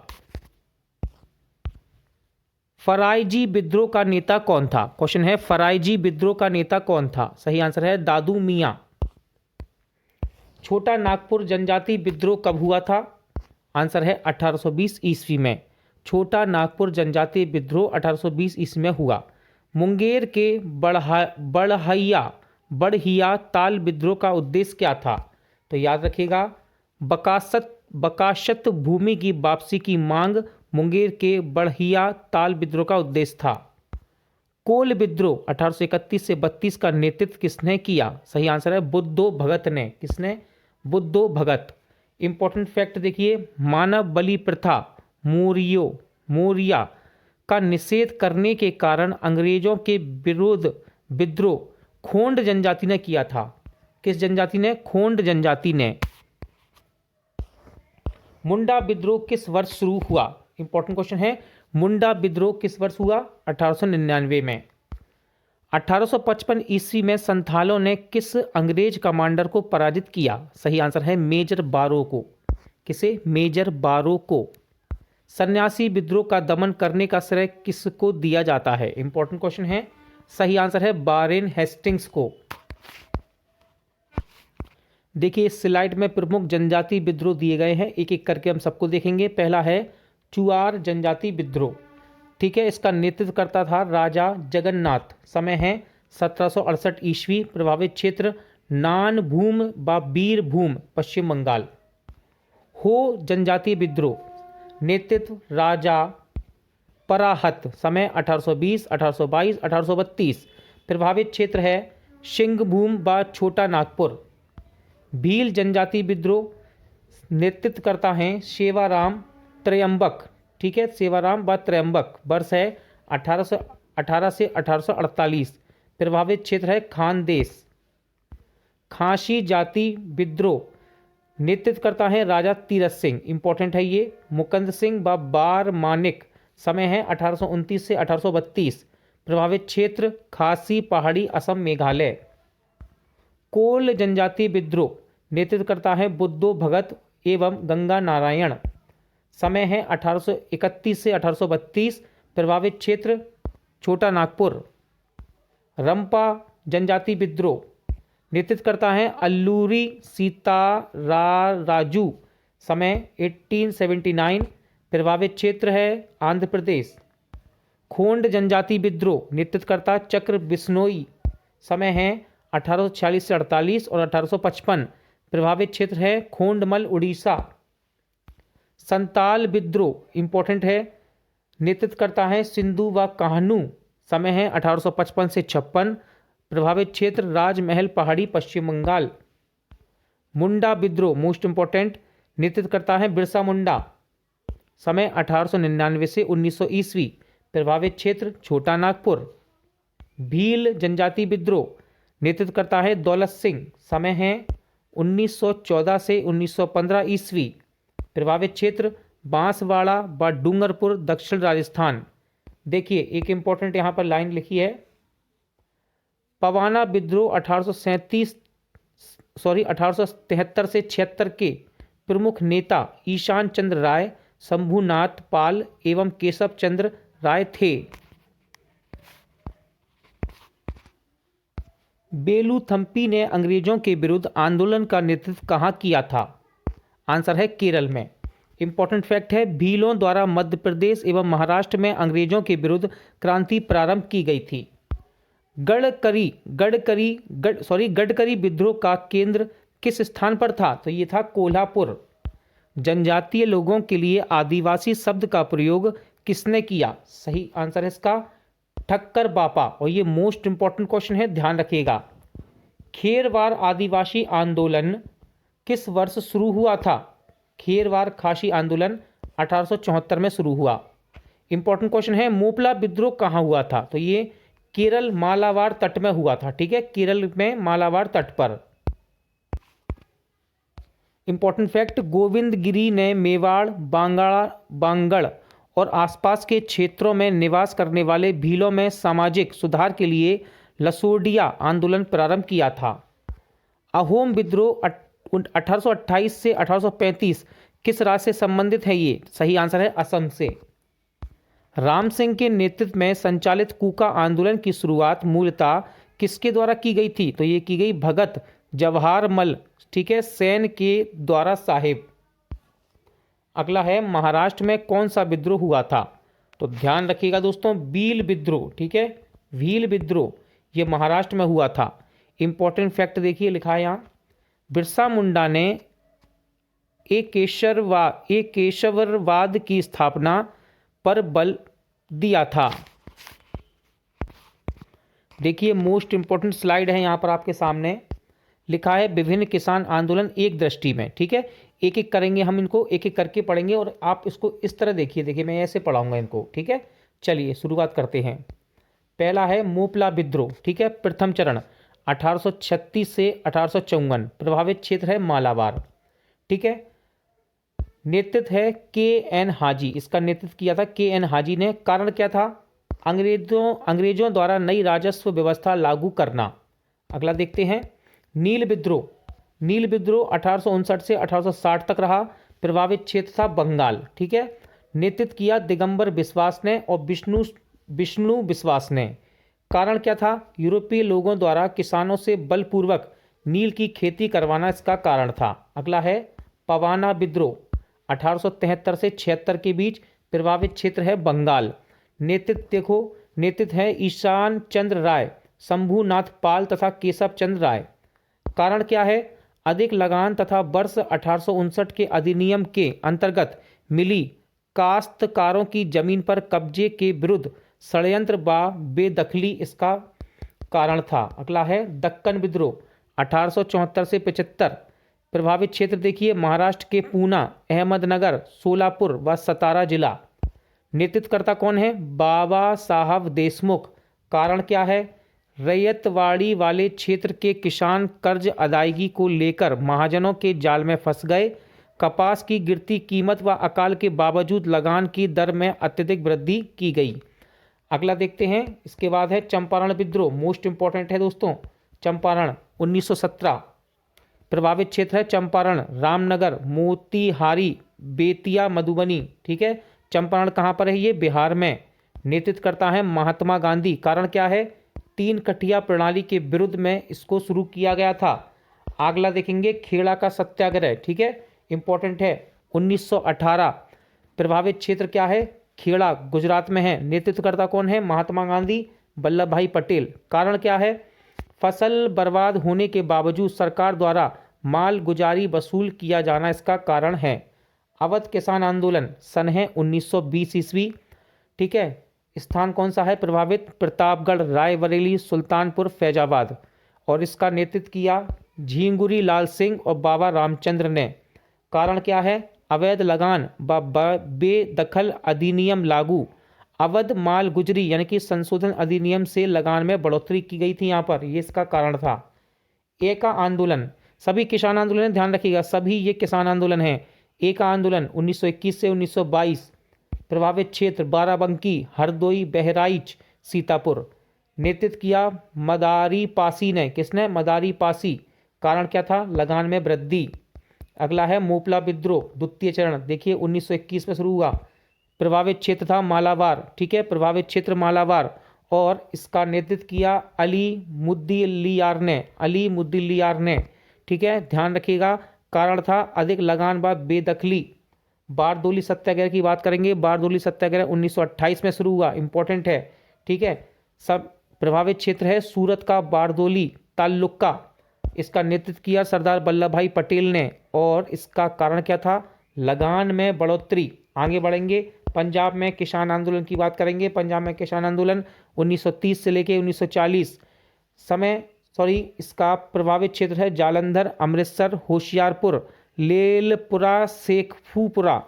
और इसका नेतृत्व किया सोहन सिंह भकाना, ज्वाला सिंह, तेज सिंह, मास्टर हरि सिंह और बाबा ने। कारण क्या था? भू राजस्व में कटौती, ऋणों के भुगतान में स्थगन। तत्कालिक कारण अमृतसर व लाहौर में भू राजस्व का पुनर्निर्धारण तथा भू राजस्व का पुनर्निर्धारण एवं नर कर में वृद्धि इसका कारण था। अगला देखते हैं तेभागा आंदोलन 1946 तेभागा आंदोलन। प्रभावित क्षेत्र है दिनाजपुर, रंगपुर, जलपाईगुड़ी, मैदानपुर, 24 परगना। नेतृत्व करता है कंपा राम सिंह, भवानी सिंह और भवानी सिंह। ठीक है, कारण क्या है? बटाईदारों ने निर्णय लिया कि वे जोतदारों को आधे के स्थान पर 1/3 उपज देंगे। अगला है तेलंगाना आंदोलन 1946 से 1951। प्रभावित क्षेत्र है तेलंगाना। ठीक है, नेतृत्व किया सामूहिक नेतृत्व था ये।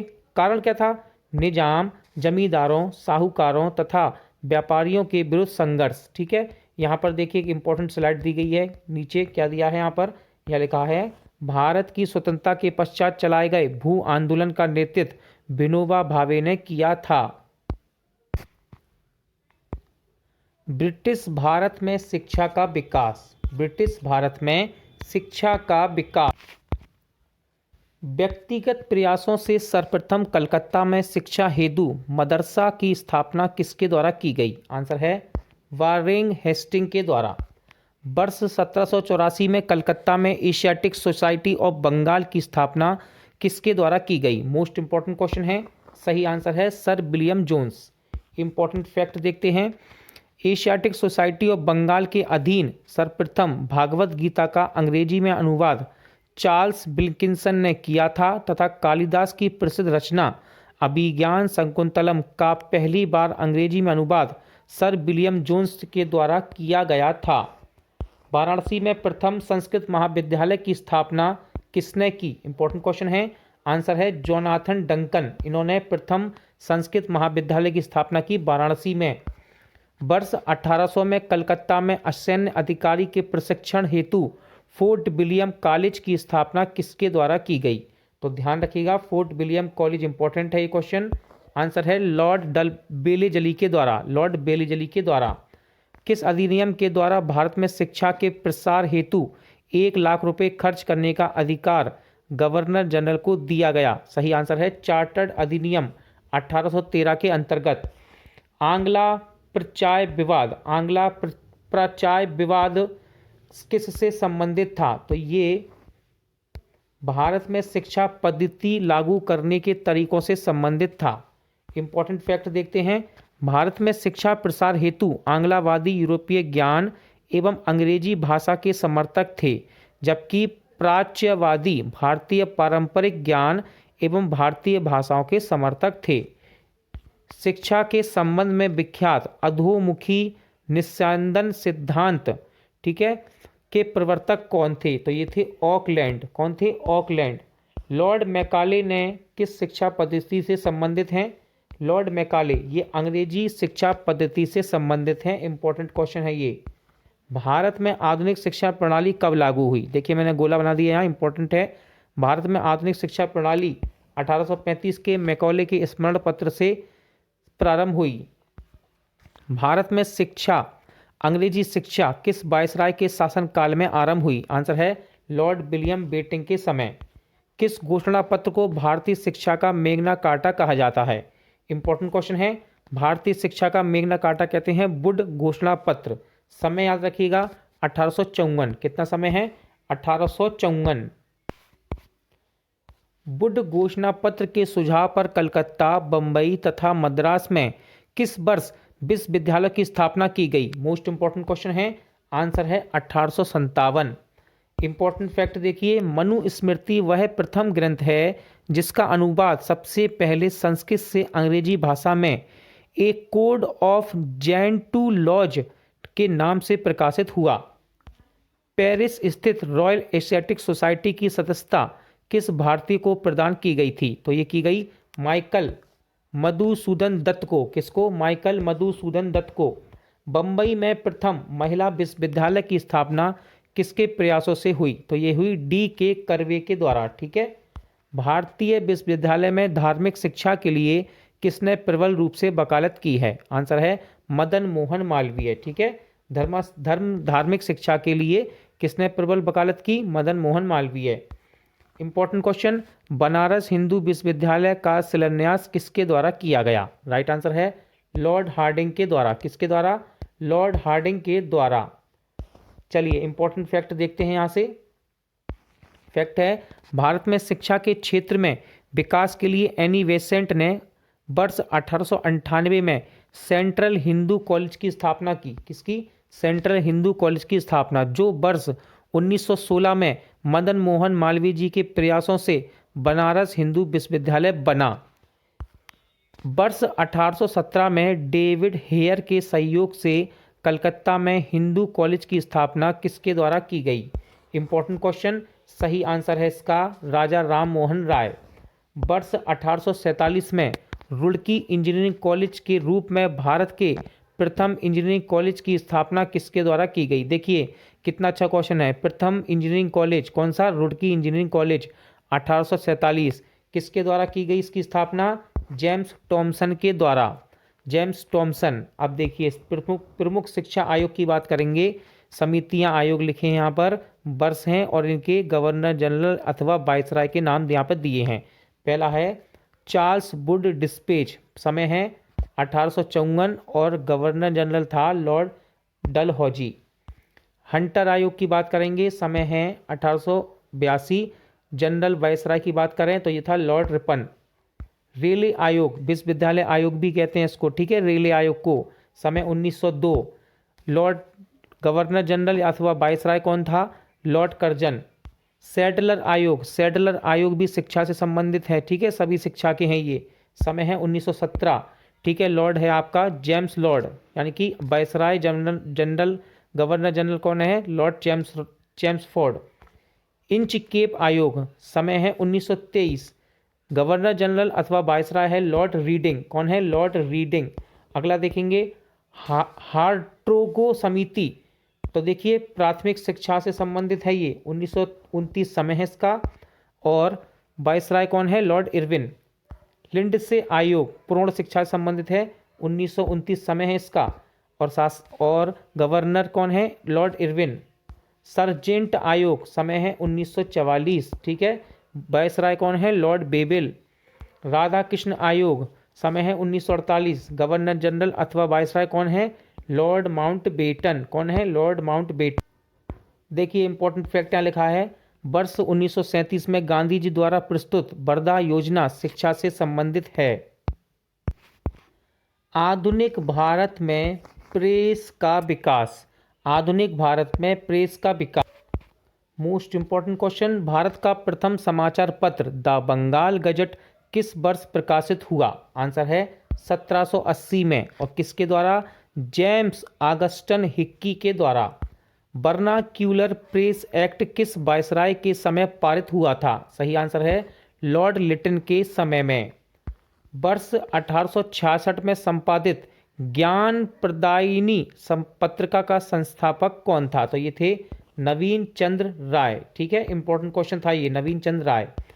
भारत में सर्वप्रथम प्रेस सेंसरशिप किसने लागू की? भारत में सर्वप्रथम प्रेस सेंसरशिप लागू की है लॉर्ड बेले जली ने। अल हिलाल एवं अल बिलाग नामक पत्रिकाएं किसके द्वारा प्रकाशित की गई? इंपॉर्टेंट क्वेश्चन है, आंसर है मौलाना अब्बुल कलाम आजाद के द्वारा। अमृत बाजार पत्रिका की स्थापना किसने की? आंसर है शिशिर कुमार घोष ने। किसने? शिशिर कुमार घोष। रामानंद चटर्जी द्वारा बंगाली भाषा में संपादित मॉडर्न रिव्यू पत्रिका कहाँ से प्रकाशित होती थी?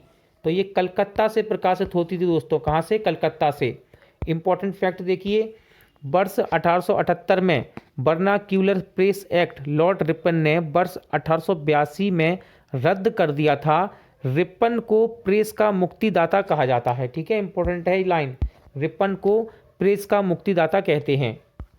पत्रकार के कर्तव्य का निर्वहन करते हुए जेल जाने वाला प्रथम भारतीय कौन था? तो ये थे बाल गंगाधर तिलक, ठीक है। अब इंपॉर्टेंट क्वेश्चन था,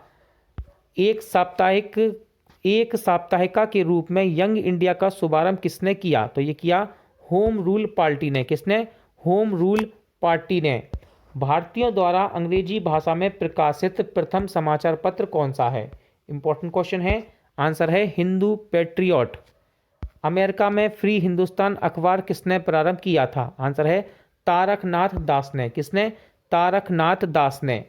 इंपॉर्टेंट फैक्ट देखते हैं, कानपुर से प्रकाशित प्रताप समाचार पत्र के माध्यम से विजय सिंह पथिक ने बिजौलिया आंदोलन को पूरा भारत में चर्चा का विषय बना दिया।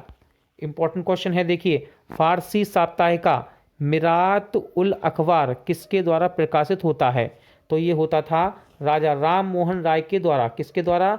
राजा राम मोहन राय के द्वारा।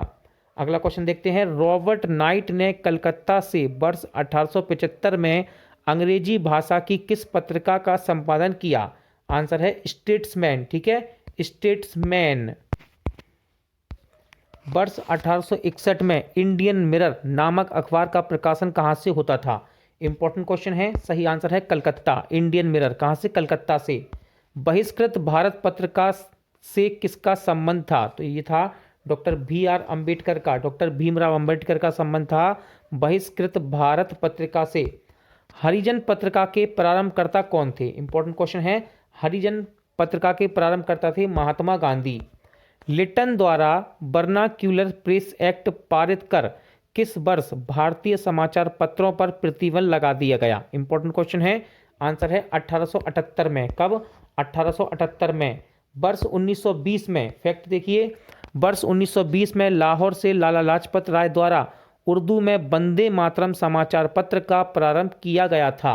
अगला क्वेश्चन है, सोम प्रकाश नामक समाचार पत्र की शुरुआत किसने की?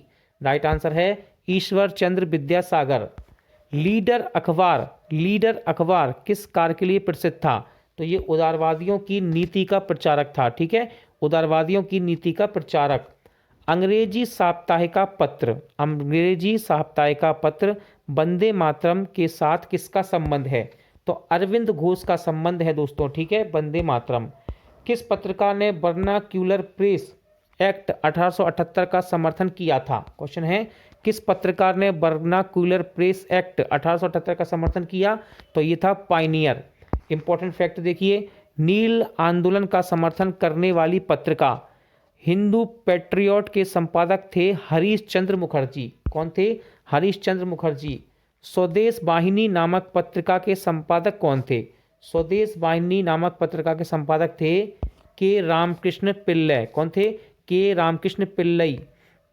इंपॉर्टेंट क्वेश्चन है, अंग्रेजी समाचार पत्र इंडिपेंडेंट किसके द्वारा प्रारंभ किया गया? इंडिपेंडेंट ये शुरू किया गया मोतीलाल नेहरू के द्वारा। इंपॉर्टेंट क्वेश्चन, मराठी भाषा की पत्रिका केसरी के संपादक कौन थे? तो केसरी के संपादक थे लोकमान्य बाल गंगाधर तिलक। ठीक है, लोकमान्य बाल गंगाधर तिलक। इंडियन नेशन अखबार का प्रकाशन कहाँ से होता था? तो ये पटना से होता था दोस्तों। कहाँ से? पटना से। अगला देखते हैं, इंपॉर्टेंट फैक्ट है यहाँ पर, बहुत ही इंपॉर्टेंट। कांग्रेस के प्रथम अधिवेशन के समाप्त होने के एक सप्ताह बाद कलकत्ता के समाचार पत्र द इंडियन मिरर ने लिखा, बंबई में आयोजित प्रथम राष्ट्रीय कांग्रेस भारत में ब्रिटिश शासन के इतिहास में एक महत्वपूर्ण अध्याय जोड़ती है। दोस्तों मोस्ट इंपॉर्टेंट स्लाइड आपके सामने है, देखिए प्रमुख समाचार पत्र व पत्रिकाएं। ठीक है, ध्यान से देखिएगा, यहाँ पर बहुत से इंपॉर्टेंट हैं। ठीक है, तो देखिए सबसे पहले हम बात करेंगे बंगाल गजट की। बंगाल गजट पत्रिका, ठीक है, या पत्र, इसका प्रकाशन था 1780। ठीक है, संस्थापक हैं James Augustine Hicky. Most important है, कहाँ से प्रकाशन स्थल है यहाँ का? तो इसका स्थान ध्यान रखिएगा, कलकत्ता इसका स्थान। भाषा याद रखिएगा, अंग्रेजी है। अगला है बंगाल गजट प्रकाशन वर्ष। बंगाल गजट प्रकाशन वर्ष है 1816। ये देखिए, ये पहला वाला है आपका जेम्स हिक्की द्वारा, और दूसरा है गंगाधर भट्टाचार्य के द्वारा कलकत्ता से। ठीक है, भाषा भी इसकी क्या है? अंग्रेजी। अगला है समाचार दर्पण। ठीक है, समाचार दर्पण, समय है 1818। संस्थापक है मार्समैन, कलकत्ता इसका स्थान है, भाषा है बंगाली। दिग्दर्शन की बात करेंगे, दिग्दर्शन प्रकाशन है इसका 1818। संस्थापक भी इसके कौन है? मार्समैन, स्थान है कलकत्ता, भाषा है बंगाली। संवाद कुमुदनी, मोस्ट इंपॉर्टेंट है, संवाद कुमुदनी और बंगाल गजट दोनों ही। संवाद कुमुदनी, समय है 1821। संस्थापक राजा राम मोहन राय, स्थान कलकत्ता, भाषा बंगाली। मिरातुल अखबार, समय है 1822। संस्थापक राजा राम मोहन राय, स्थान कलकत्ता, भाषा है फारसी। बॉम्बे समाचार, इंपॉर्टेंट है, बॉम्बे समाचार, समय है 1822। संस्थापक फरदूनजी मर्जवान, स्थान बंबई, भाषा है गुजराती। बगदत्त, समय है 1830। समाचार पत्र है बगदत्त, समय है 1830। संस्थापक हैं द्वारकानाथ टैगोर, प्रसन्ना टैगोर। ठीक है, स्थान कलकत्ता और भाषा है इसकी बंगाली। आगे बढ़ेंगे, जामे जमशेद, समय है 1831। संस्थापक PM मोतीवाला, स्थान बंबई, भाषा है फारसी। राष्ट्रगुफ्तार, समय है 1851। संस्थापक हैं दादा भाई नौरोजी। देखिए संस्थापक दादा भाई नौरोजी हैं तो इंपॉर्टेंट ही होना चाहिए भाई। राष्ट्रगुप्ता ध्यान रखिएगा 1851। स्थान है बम्बई, भाषा है गुजराती। सत्य प्रकाश इंपॉर्टेंट है ये, सत्य प्रकाश प्रैक्टिस सेट में मैंने इसको देखा है। सत्य प्रकाश स्थान आप प्रकाशन है 1852। संस्थापक हैं करसोनदास मूलजी, ठीक है, करसोनदास मूलजी। स्थान है अहमदाबाद, गुजराती भाषा में। हिंदू पैट्रियोटिक इंपॉर्टेंट है, ध्यान रखिएगा, हिंदू पैट्रियोटिक 1853। संस्थापक हैं गिरीश चंद्र घोष, हरीश चंद्र मुखर्जी। स्थान है कलकत्ता और भाषा है इसकी अंग्रेजी। चलिए आगे बढ़ते हैं, सोम प्रकाश की बात करेंगे। सोम प्रकाश, सोम प्रकाश को देखते हैं। देखिए सोम प्रकाश समय देखिए 1859। संस्थापक ईश्वर चंद्र विद्यासागर। स्थान कलकत्ता, भाषा बंगाली। इंडियन मिरर इंपॉर्टेंट है, इंडियन मिरर, ठीक है, समय 1861। संस्थापक देवेंद्र नाथ टैगोर मनमोहन घोष। स्थान कलकत्ता, भाषा अंग्रेजी। टाइम्स ऑफ इंडिया इंपॉर्टेंट है, टाइम्स ऑफ इंडिया इंपॉर्टेंट है, समय है 1861। और किस संस्थापक कौन है? अंग्रेजी प्रेस। स्थान बम्बई, भाषा अंग्रेजी। इंदु प्रकाश समय है 1862। संस्थापक जस्टिन रानाडे। स्थान बम्बई, भाषा मराठी। नेटिव ओपिनियन समय 1864। संस्थापक हैं बी एन मांडलिंग। कौन है? B N Mandlik. स्थान है बम्बई, भाषा अंग्रेजी। पाइनियर इंपॉर्टेंट है, पाइनियर समय 1865। संस्थापक अंग्रेजी प्रेस है इसका। स्थान है इलाहाबाद, भाषा है अंग्रेजी। कवि वचन सुधा समय है 1867। भारतेंदु हरिश्चंद्र इसके संस्थापक हैं। स्थान है वाराणसी और हिंदी भाषा में है ये, ठीक है, अभी तक हिंदी भाषा में यही आया, देखिए हिंदी भाषा में, ठीक है। अमृत बाजार पत्रिका इंपॉर्टेंट है ये, ठीक है, अमृत बाजार पत्रिका 1868। मोतीलाल घोष और शिशिर घोष इसके संस्थापक हैं। स्थान कलकत्ता, भाषा बंगाली। Madras mail, Madras mail 1868। अंग्रेजी प्रेस इसका संस्थापक है। स्थान है मद्रास, भाषा अंग्रेजी। बग दर्शन 1873 में हुआ, यह आया था। बंकिम चंद्र भट्ट इसके संस्थापक हैं। स्थान कलकत्ता और बंगाली भाषा में। द ट्रिब्यून समय 1881। संस्थापक हैं सर दयाल सिंह मजीठिया। स्थान लाहौर, अंग्रेजी भाषा में। हिंदी प्रदीप समय है 1877। बालकृष्ण भट्ट इसके संस्थापक हैं। स्थान वाराणसी, हिंदी। हिंदू इंपॉर्टेंट है, हिंदू 1878 समय है इसका प्रकाशन का। और इसके संस्थापक हैं वी राघवाचारी। स्थान है मद्रास और अंग्रेजी भाषा में। बंगाली समाचार पत्र का नाम है बंगाली 1879। संस्थापक एस एन बनर्जी। स्थान कलकत्ता, भाषा अंग्रेजी। बंगवासी समाचार पत्र समय है 1881। जोगिंदर नाथ बोस संस्थापक थे इसके। कलकत्ता से ये प्रकाशन है और बंगाली भाषा में है। आगे बढ़ेंगे, मराठा की बात करेंगे। मराठा को देखते हैं। मराठा समय है 1881, ठीक है, समय है 1881। देखिए मराठा की बात करेंगे। मराठा समय है 1881। बाल गंगाधर तिलक संस्थापक हैं। स्थान है बम्बई, अंग्रेजी भाषा में। केसरी इंपॉर्टेंट है, मोस्ट इंपॉर्टेंट केसरी 1881 इसका समय है। संस्थापक हैं बाल गंगाधर तिलक। स्थान बम्बई। स्थान का मतलब प्रकाशन स्थल, कहाँ छपता था ये? बम्बई, मराठी भाषा। इंडियन इंपॉर्टेंट है 1890। संस्थापक दादा भाई नौरोजी। स्थान बम्बई, भाषा अंग्रेजी। हिंदुस्तान स्टैंडर्ड 1899 इसका समय है। सच्चिदानंद सिन्हा के द्वारा इसके संस्थापक हैं। दिल्ली, अभी तक दिल्ली का एक ही आया, ठीक है, याद रखिएगा, दिल्ली इंपॉर्टेंट बन जाता है ये, दिल्ली से, दिल्ली का है ये, और दूसरा अंग्रेजी भाषा में है। इंडियन रिव्यू सन 1900 में आया। जी एन नटेशन इसके संस्थापक थे। स्थान है मद्रास, भाषा अंग्रेजी। इंडियन ओपिनियन इंपॉर्टेंट है, इंडियन ओपिनियन 1903 में। महात्मा गांधी संस्थापक हैं दक्षिण अफ्रीका से, ठीक है, देखिए बहुत अच्छा क्वेश्चन है ये। इंपॉर्टेंट है इंडियन ओपिनियन। दक्षिण अफ्रीका स्थान है अंग्रेजी भाषा में। इंडियन सोशियोलॉजिस्ट, ठीक है, इंडियन सोशियोलॉजिस्ट, समय 1905। श्याम जी कृष्ण वर्मा इसके संस्थापक हैं, लंदन से प्रकाशन स्थल और अंग्रेजी भाषा में।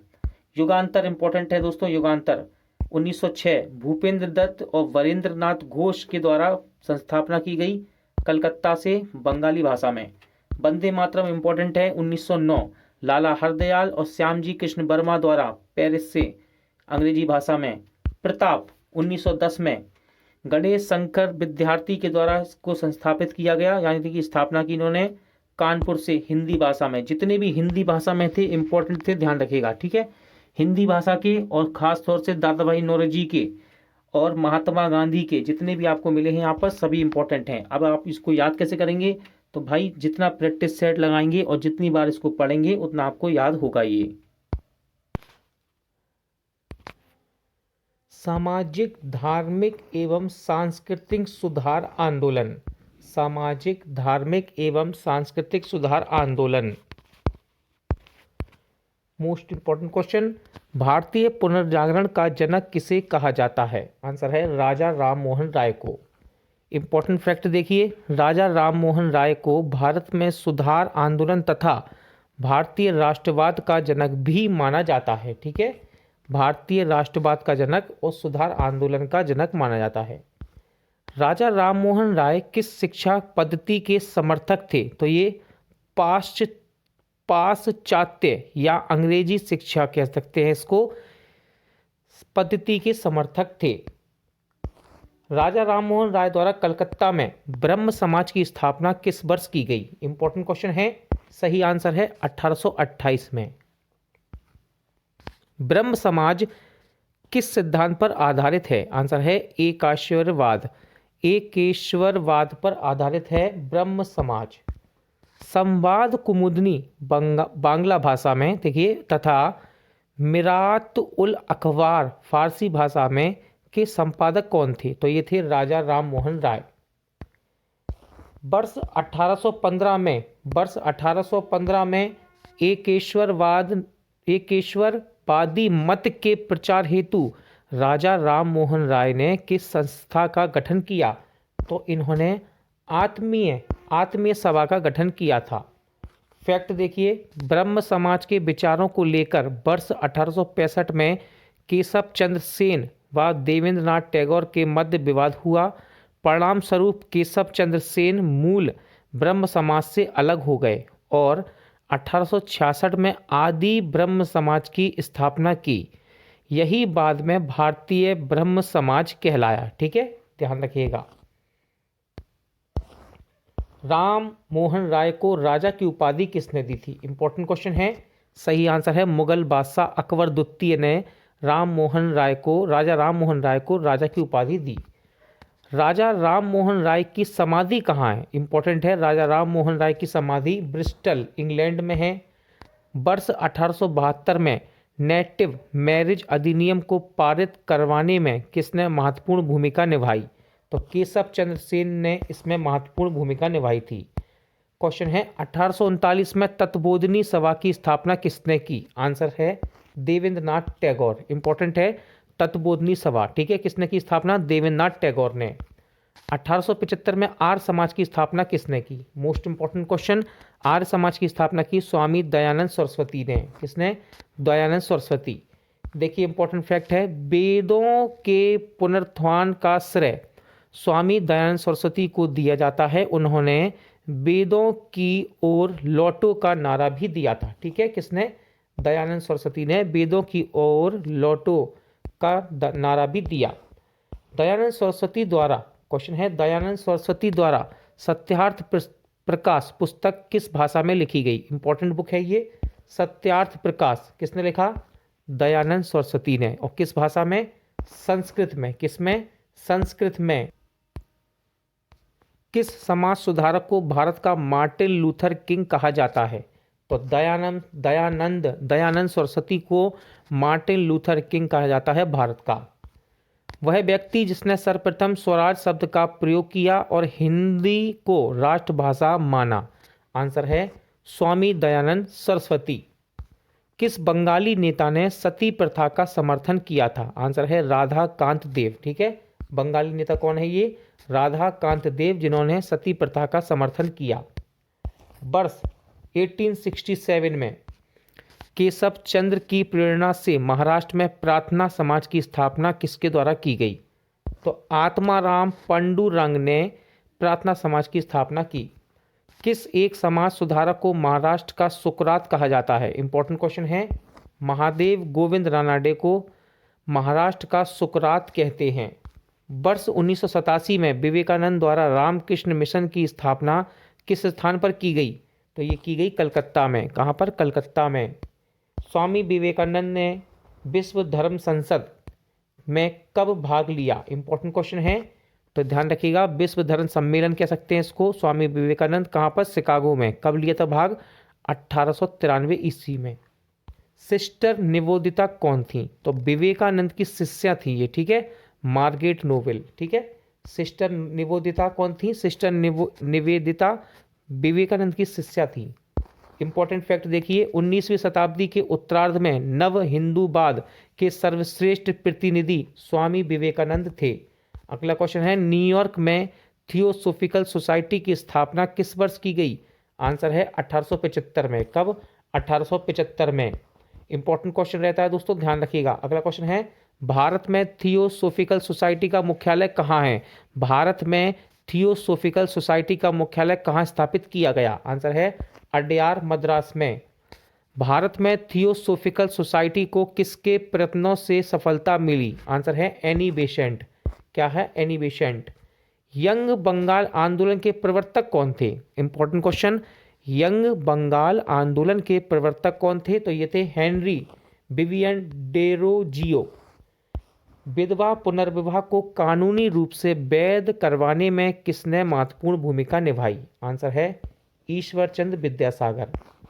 इंपॉर्टेंट फैक्ट देखिए, वर्ष 1851 में नौरोजी फरदोंजी, दादा भाई नौरोजी, एस.एन. बंगाली और आर.के. कामा के सहयोग से रहनुमाई मजदाय स्नान सभा गठित की गई तथा सभा के संदेश को पारसी समाज तक पहुंचाने के उद्देश्य से पत्रिका, जिसका नाम था रास्त गोफ्तार नामक पत्रिका, प्रारंभ की गई। अगला क्वेश्चन है, दलित जातियों के कल्याण के लिए ज्योतिबा फुले ने वर्ष 1893 में किस संस्था की स्थापना की थी? तो देखिए, इसका नाम है सत्य शोधक समाज। ठीक है, सत्य शोधक समाज किसके लिए था? ये दलित जातियों के कल्याण के लिए था ये। ठीक है, इसकी स्थापना किसने की थी? ज्योतिबा फुले ने। कब? 1893 में। ब्राह्मणों की सर्वोच्चता को चुनौती देने के लिए आत्मसम्मान आंदोलन किसके द्वारा चलाया गया? तो ये चलाया गया बी रामास्वामी नायकर द्वारा। ठीक है। राधा स्वामी सत्संग के संस्थापक कौन थे? राधा स्वामी सत्संग के संस्थापक थे शिवदयाल साहब। कौन थे? शिवदयाल साहब। गुलामगिरी पुस्तक के लेखक कौन हैं? तो गुलामगिरी पुस्तक, इसके लेखक हैं ज्योतिबा फुले। इंपॉर्टेंट क्वेश्चन है, सर्वेंट ऑफ इंडिया सोसाइटी की स्थापना किसने की? तो गोपाल कृष्ण गोखले ने सर्वेंट ऑफ इंडिया सोसाइटी की स्थापना की थी। देखिए दोस्तों, यहाँ पर एक मोस्ट इंपॉर्टेंट दिया है स्लाइड, हिंदू धार्मिक सामाजिक आंदोलन। ठीक है, तो यहाँ पर किस किस संस्था, मतलब कौन कौन सी संस्था हैं, यहाँ पर इसके संस्थापक दिए हैं, स्थापना का वर्ष दिया है, स्थल दिया है, कहाँ से संबंधित है, किस राज्य से है, किस स्थान से है, और प्रमुख उद्देश्य। तो स्टार्ट करते हैं। पहला है आत्मीय सभा। आत्मीय सभा के संस्थापक थे राजा राम मोहन राय। ठीक है, राजा राम मोहन राय। समय क्या था? 1815 ईस्वी, और स्थल था कलकत्ता। इसका उद्देश्य क्या था? हिंदू धर्म की बुराई पर आक्रमण व एकाश्वरवाद का प्रचार करना। ठीक है। अगला है ब्रह्म समाज। ब्रह्म समाज के संस्थापक हैं राजा राम मोहन राय। ठीक है। समय है 1828 ईस्वी, स्थान है कलकत्ता। इसका उद्देश्य है एकाश्वरवाद का प्रसार था। पहले इसका नाम ब्रह्म सभा था। ठीक है। अगला देखते हैं धर्म सभा। धर्म सभा के संस्थापक हैं राधा कांत देव। ठीक, कौन है? राधा कांत देव। राधा कांत देव। स्थापना 1829, स्थान कलकत्ता। इसकी स्थापना ब्रह्म समाज के विरोध में हुई तथा इसका उद्देश्य हिंदू धर्म की रक्षा करना था। अगला इंपॉर्टेंट है तत्वबोधिनी सभा। संस्थापक हैं देवेंद्रनाथ टैगोर। ठीक है, देवेंद्रनाथ टैगोर। समय है 1839, स्थान कलकत्ता। इसका उद्देश्य राजा राम मोहन राय के विचारों का प्रचार करना था। ठीक है। अगला है परमहंस मंडली। परमहंस मंडली के संस्थापक हैं दादोबा पांडुरंग। कौन? दादोबा पांडुरंग। समय है 1849 ईस्वी। स्थान बम्बई। उद्देश्य है जाति प्रथा के बंधनों को समाप्त करना। नेक्स्ट इंपॉर्टेंट है भारतीय ब्रह्म समाज। संस्थापक हैं केशव चंद्र सेन। समय है 1866 ईस्वी। स्थान है कलकत्ता। उद्देश्य देखिए, ब्रह्म समाज से अलग होकर केशव चंद्र सेन ने नई संस्था स्थापित की। इस विभाजन के बाद मूल समाज को आदि ब्रह्म समाज कहा गया। नेक्स्ट इंपॉर्टेंट है प्रार्थना सभा। प्रार्थना सभा के संस्थापक हैं आत्माराम पांडुरंग। समय है 1867। स्थान है बम्बई, यानी कि बम्बई में इसकी स्थापना की गई। अब देखिए, इसका उद्देश्य है, प्रमुख उद्देश्य हिंदू धर्म के विचार तथा प्रचलित मान्यताओं में सुधार करना। इंपॉर्टेंट है दोस्तों आर्य समाज। ठीक है, बात करेंगे हम आर्य समाज की। आर्य समाज की स्थापना की दयानंद सरस्वती ने। कब? 1875 में। ठीक है, 1875 में। और स्थान था बम्बई। उद्देश्य क्या है? हिंदू धर्म में सुधार तथा हिंदुओं का धर्म परिवर्तन रोकना था इसका उद्देश्य आर्य समाज का। Theosophical society. इसकी स्थापना की मैडम HP ब्लावस्की ने व हेनरी ऑलकट ने। कब? 1875 में, न्यूयॉर्क में। इसका उद्देश्य क्या था?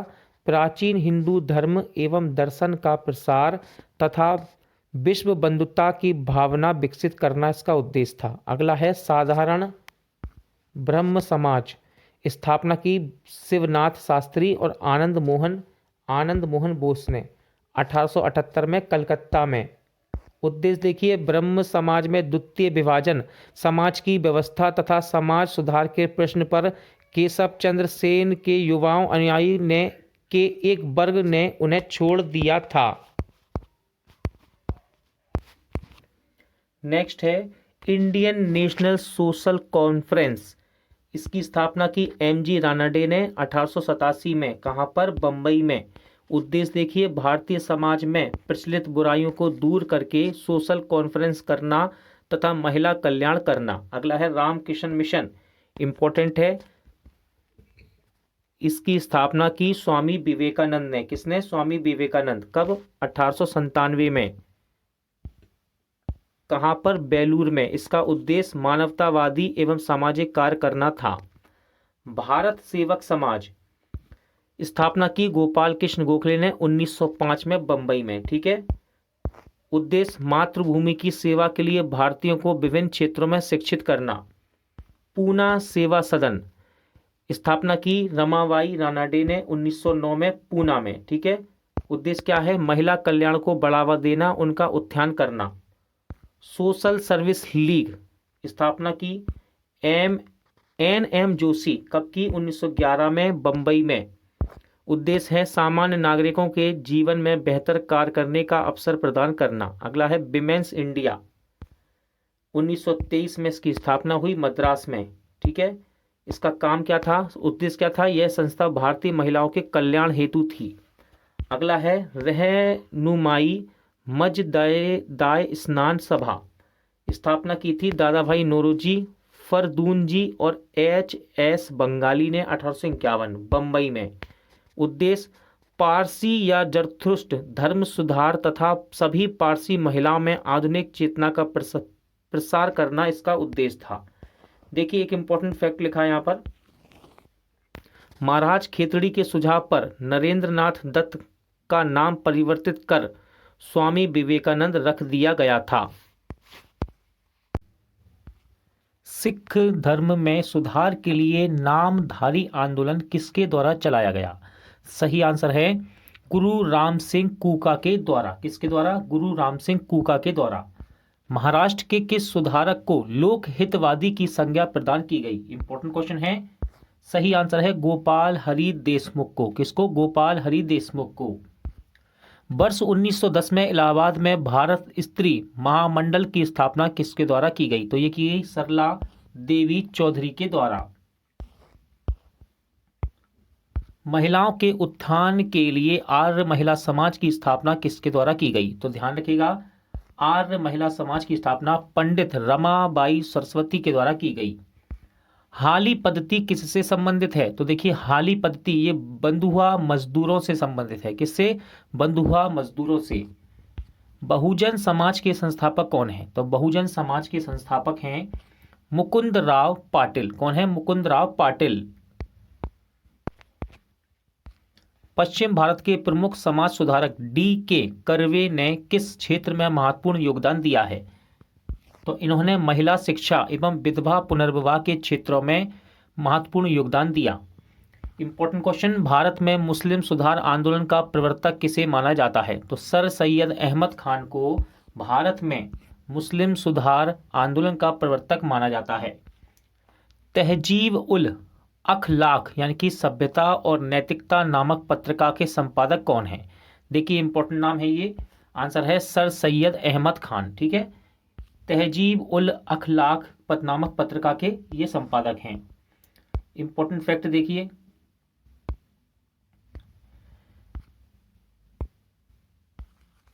सर सैयद अहमद खान तथा बनारस के राजा शिव प्रसाद सिंह सितारे हिंद इनको कहते थे, ने कांग्रेस की स्थापना के विरोध में यूनाइटेड इंडियन पैट्रियोटिक एसोसिएशन की स्थापना की थी। एक मोस्ट इंपॉर्टेंट स्लाइड यहां आपके सामने है। भारत में मुस्लिम सुधार आंदोलन की बात करेंगे हम। तो पहला है अलीगढ़ आंदोलन। मोस्ट इंपॉर्टेंट है अलीगढ़ आंदोलन। इसके संस्थापक हैं सर सैयद अहमद खान, खां। स्थल था अलीगढ़। ठीक है, स्थल है अलीगढ़। विशेषता देखिए, यह अंग्रेजी शिक्षा एवं ब्रिटिश सरकार के पक्ष में सबसे प्रभावी आंदोलन था। वर्ष 1875 में अहमद खान ने अलीगढ़ में मोहम्मद एंग्लो ओरिएंटल स्कूल की स्थापना की थी। अगला है अहमदिया आंदोलन। अहमदिया आंदोलन के संस्थापक हैं मिर्जा गुलाम अहमद। स्थल है पंजाब। विशेषता देखिए, यह उदारवादी सिद्धांतों पर आधारित आंदोलन था इसमें जहर का विरोध किया गया। फिर है देवबंद आंदोलन। संस्थापक हैं मोहम्मद कासिम ननोतवी, रशीद अहमद गंगोही। स्थान देखिए, देवबंद सहारनपुर उत्तर प्रदेश। इसका मुख्य उद्देश्य यानी कि विशेषता देखिए, इसका मुख्य उद्देश्य कुरान की शिक्षाओं का प्रसार करना था और अंग्रेजों का विरोध करना। अगला है बहावी आंदोलन। दो आंदोलन इंपॉर्टेंट हैं दोस्तों, सबसे ज्यादा अलीगढ़ और फिर बहावी। बहावी आंदोलन के संस्थापक हैं सैयद अहमद और राय बरेलवी। स्थल पटना, मुख्य केंद्र इसका पटना। इसका विशेषता क्या थी? तो यह मुख्यतः सांप्रदायिक मुस्लिम सुधारवादी आंदोलन था। बहुत ही ज्यादा मोस्ट इंपॉर्टेंट एक स्लाइड आपके सामने है। अंग्रेजों द्वारा निर्मित सामाजिक सुधार के कानूनवादी नियम। ठीक है, कानून क्या है, गवर्नर जनरल कौन था, किसके समय में हुआ, समय दिया है यहाँ पर, और विशेषता देख लीजिए। सारे ही इंपॉर्टेंट है, एक भी ऐसा नहीं है कि जो एग्जाम में आता नहीं है, ठीक है, यानी कि रिपीट नहीं होता। तो देखिए, पहला है नवजात कन्या हत्या कानून। ठीक है, गवर्नर जनरल है जॉन सोर, समय है 1795 का। अब विशेषता देखिए, इस कानून द्वारा कन्याओं की हत्या पर रोक लगाई गई। ठीक है, इस कानून के द्वारा कन्या की हत्या पर रोक लगाई गई। अगला है बाल हत्या निरोधक कानून। बाल हत्या निरोधक कानून, गवर्नर जनरल है लॉर्ड बेलेजली। ठीक है, लॉर्ड बेलेजली, समय है 1804 का। इस कानून द्वारा नवजात शिशुओं को मारने पर रोक लगाई गई थी। ठीक है, फिर है सती प्रथा निषेध कानून। इंपॉर्टेंट है सती प्रथा निषेध कानून। गवर्नर जनरल था विलियम बेंटिंग, वर्ष है 1829। ठीक है, विलियम बेंटिंग गवर्नर और वर्ष है 1829। अब इसकी विशेषता क्या है? विशेषता है इसके द्वारा सती प्रथा पर कानूनी रोक लगाकर इसे हत्या माना गया। नेक्स्ट है हिंदू विधवा पुनर्विवाह अधिनियम। गवर्नर जनरल है लॉर्ड डलहौजी, समय है 1856 का। विशेषता क्या है? इस अधिनियम द्वारा विधवा विवाह को कानूनी मान्यता दी गई। फिर है सम्मति आयु अधिनियम। गवर्नर जनरल लैंस डाउन, समय 1891 का। विशेषता क्या है? 12 वर्ष से कम आयु के बालकों के विवाह पर रोक लगाई गई। फिर है शारदा एक्ट, इंपॉर्टेंट है Sharda Act. Governor general lord Irwin, समय 1829 का है ये। अब देखिए इसकी विशेषता क्या है। इस एक्ट के द्वारा बालक बालिकाओं के लिए विवाह की न्यूनतम उम्र 18 वर्ष और बालिकाओं के लिए 14 वर्ष निश्चित की गई। अगला है हिंदू महिला संपत्ति अधिनियम, ठीक है। जब गवर्नर जनरल थे लॉर्ड ऑकलैंड, समय है 1837 का। इसमें हिंदू महिलाओं को संपत्ति का अधिकार प्रदान किया गया। इसके बाद देखिए इंपॉर्टेंट है दास प्रथा प्रतिबंध, गवर्नर जनरल लॉर्ड एलन बरो, समय 1943। क्या हुआ, विशेषता क्या है? 1833 के चार्टर्ड अधिनियम द्वारा दास प्रथा प्रतिबंधित किया गया। अब देखिए यहां पर एक मोस्ट इंपॉर्टेंट स्लाइड है, क्या लिखा है? भारतीय राष्ट्रीय कांग्रेस के इलाहाबाद अधिवेशन में 1888 में जॉर्ज यूले एकमात्र ब्रिटिश को अध्यक्ष के रूप में चुना गया था। प्रमुख राजनीतिक संस्थाएं, द्वारिका टैगोर द्वारा वर्ष 1838 में स्थापित भारत की प्रथम राजनीतिक संस्था कौन सी थी? तो ये थी लैंड होल्डर्स सोसाइटी। क्या थी? लैंड होल्डर्स सोसाइटी, ध्यान रखिएगा, प्रथम राजनीतिक संस्था थी। वर्ष 1867 में इंग्लैंड में ईस्ट इंडिया एसोसिएशन नामक एक संगठन की स्थापना किसने की? तो ये की थी दादा भाई नौरोजी ने। भारतीय संघ के संस्थापक कौन है? इंपॉर्टेंट क्वेश्चन है। इंडियन एसोसिएशन यानी कि भारतीय संघ के संस्थापक हैं सुरेंद्र नाथ बनर्जी। कौन है? सुरेंद्र नाथ बनर्जी। इंपॉर्टेंट फैक्ट देखिए, सुरेंद्र नाथ बनर्जी प्रथम भारतीय हैं जिन्हें ब्रिटिश द्वारा इंडियन सिविल सर्विस से बर्खास्त किया गया था। राजनीतिक सुधारों को लेकर विरोध करने वाले पहले भारतीय कौन थे? तो ये थे सुरेंद्र नाथ बनर्जी। भारतीय राष्ट्रीय कांग्रेस की पूर्ववर्ती संस्था किसे माना जाता है? तो माना जाता है इंडियन एसोसिएशन को। 25 सितंबर 1875 को इंडियन लीग की स्थापना किसके द्वारा की गई? तो इंडियन लीग की स्थापना की गई शिशिर कुमार घोष के द्वारा। सिविल सर्विसेज आंदोलन का नेतृत्व किसके द्वारा किया गया? तो ये सुरेंद्र नाथ बनर्जी के द्वारा सिविल सर्विसेज आंदोलन का नेतृत्व किया गया। इंपॉर्टेंट क्वेश्चन, आनंद मोहन बोस द्वारा इंडिया सोसाइटी की स्थापना कहाँ की गई थी? तो ये लंदन में की गई थी, ठीक है। इंडिया सोसाइटी की स्थापना लंदन में की गई। देखिए एक इंपॉर्टेंट स्लाइड है, यहां लिखा है कांग्रेस की स्थापना से पूर्व यानी कि पहले राजनीतिक संस्थाएं कौन सी थीं? संस्थापक कौन थे? समय क्या था इनका मुख्यालय? तो पहला है लैंड होल्डर सोसाइटी, इसके संस्थापक थे द्वारका नाथ टैगोर। समय है 1838, मुख्यालय कलकत्ता। इसके बाद है ब्रिटिश इंडिया सोसाइटी, संस्थापक विलियम एडम। समय है 1839, मुख्यालय Calcutta. Bengal British India Society, संस्थापक हैं जॉर्ज थॉमस। समय है 1843, मुख्यालय कलकत्ता। ब्रिटिश इंडिया एसोसिएशन, संस्थापक हैं देवेंद्र नाथ टैगोर व राधाकांत देव। समय है 1851 का, मुख्यालय कलकत्ता। बॉम्बे एसोसिएशन, संस्थापक दादा भाई नौरोजी। समय है 1852 का, मुख्यालय बम्बई। मद्रास नेटिव एसोसिएशन, संस्थापक हैं गजलू नरसू चेट्टी। समय है 1852, मुख्यालय मद्रास। ईस्ट इंडिया एसोसिएशन, संस्थापक दादा भाई नौरोजी। स्थापना वर्ष 1866, मुख्यालय लंदन। पूना सार्वजनिक सभा, संस्थापक गणेश वासुदेव जोशी एवं एम.जी. रानाडे। समय है 1870 का, मुख्यालय पूना में है इसका। इंडिया सोसाइटी, संस्थापक आनंद मोहन बोस। समय 1872, मुख्यालय लंदन।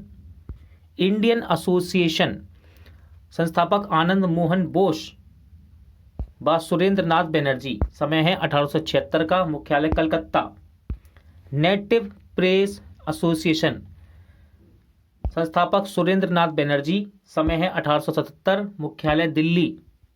मद्रास महाजन सभा, संस्थापक हैं पी आनंद चार्लू व वीर राघवाचारी। समय है 1884, मुख्यालय मद्रास। बॉम्बे प्रेसिडेंसी एसोसिएशन, देखिए इसके संस्थापक कौन हैं?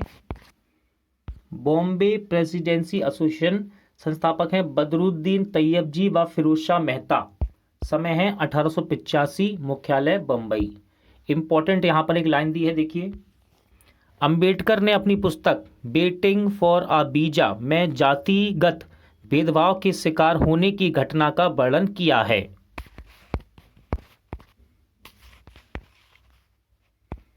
भारतीय राष्ट्रीय कांग्रेस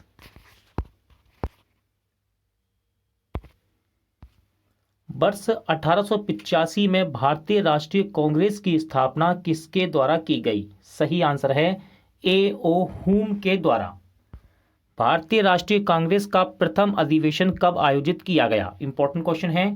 28 दिसंबर 1885 को। मोस्ट इंपॉर्टेंट क्वेश्चन, भारतीय राष्ट्रीय कांग्रेस का प्रथम अध्यक्ष कौन था? तो ये थे व्योमेश चंद्र बनर्जी। कौन थे? व्योमेश चंद्र बनर्जी।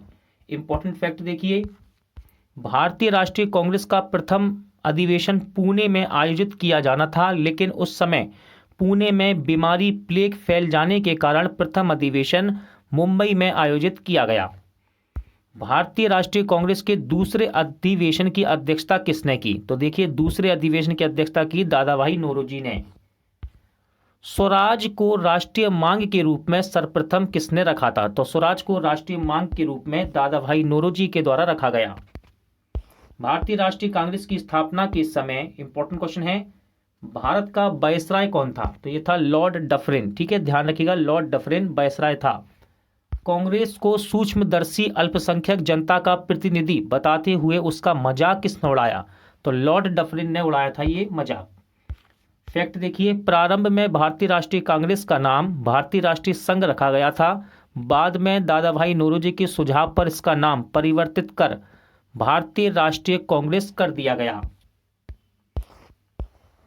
भारतीय राष्ट्रीय कांग्रेस पर प्रार्थना, याचना तथा विरोध की राजनीति करने का आरोप किसने लगाया? तो ये लगाया बाल गंगाधर तिलक ने। लाल बाल पाल त्रिगुट का कौन सा नेता भारतीय राष्ट्रीय कांग्रेस का अध्यक्ष बना? तो लाल बाल पाल त्रिगुट का नेता जो भारतीय राष्ट्रीय कांग्रेस का अध्यक्ष बना, वे थे लाला लाजपत राय। इंपॉर्टेंट फैक्ट, बाल गंगाधर तिलक को कभी भी भारतीय राष्ट्रीय कांग्रेस का अध्यक्ष नहीं चुना गया, इस बात को ध्यान रखिएगा। भारतीय राष्ट्रीय कांग्रेस के किस अधिवेशन में बाल गंगाधर तिलक ने अभिव्यक्त किया था, स्वराज मेरा जन्मसिद्ध अधिकार है और मैं उसे लेकर रहूंगा? तो ये इन्होंने लखनऊ अधिवेशन 1916 में अभिव्यक्त किया था। इंपॉर्टेंट स्लाइड, भारतीय राष्ट्रीय कांग्रेस के प्रमुख तथ्य देखिए। प्रथम अध्यक्ष WC बनर्जी। ठीक है, प्रथम अध्यक्ष कौन थे? WC बनर्जी, यानी कि व्योमेश चंद्र बनर्जी। प्रथम मुस्लिम अध्यक्ष कौन थे? बदरुद्दीन तैयब जी। ठीक है, इंपॉर्टेंट है, बदरुद्दीन तैयब जी। प्रथम यूरोपीय अध्यक्ष कौन हुए? तो ये हुए जॉर्ज यूले। प्रथम महिला अध्यक्ष थी एनी बेसेंट। ठीक है, सभी इंपॉर्टेंट हैं, एग्जाम में आ चुके हैं। और प्रथम भारतीय महिला अध्यक्ष थी सरोजनी नायडू। कौन थी? सरोजनी नायडू।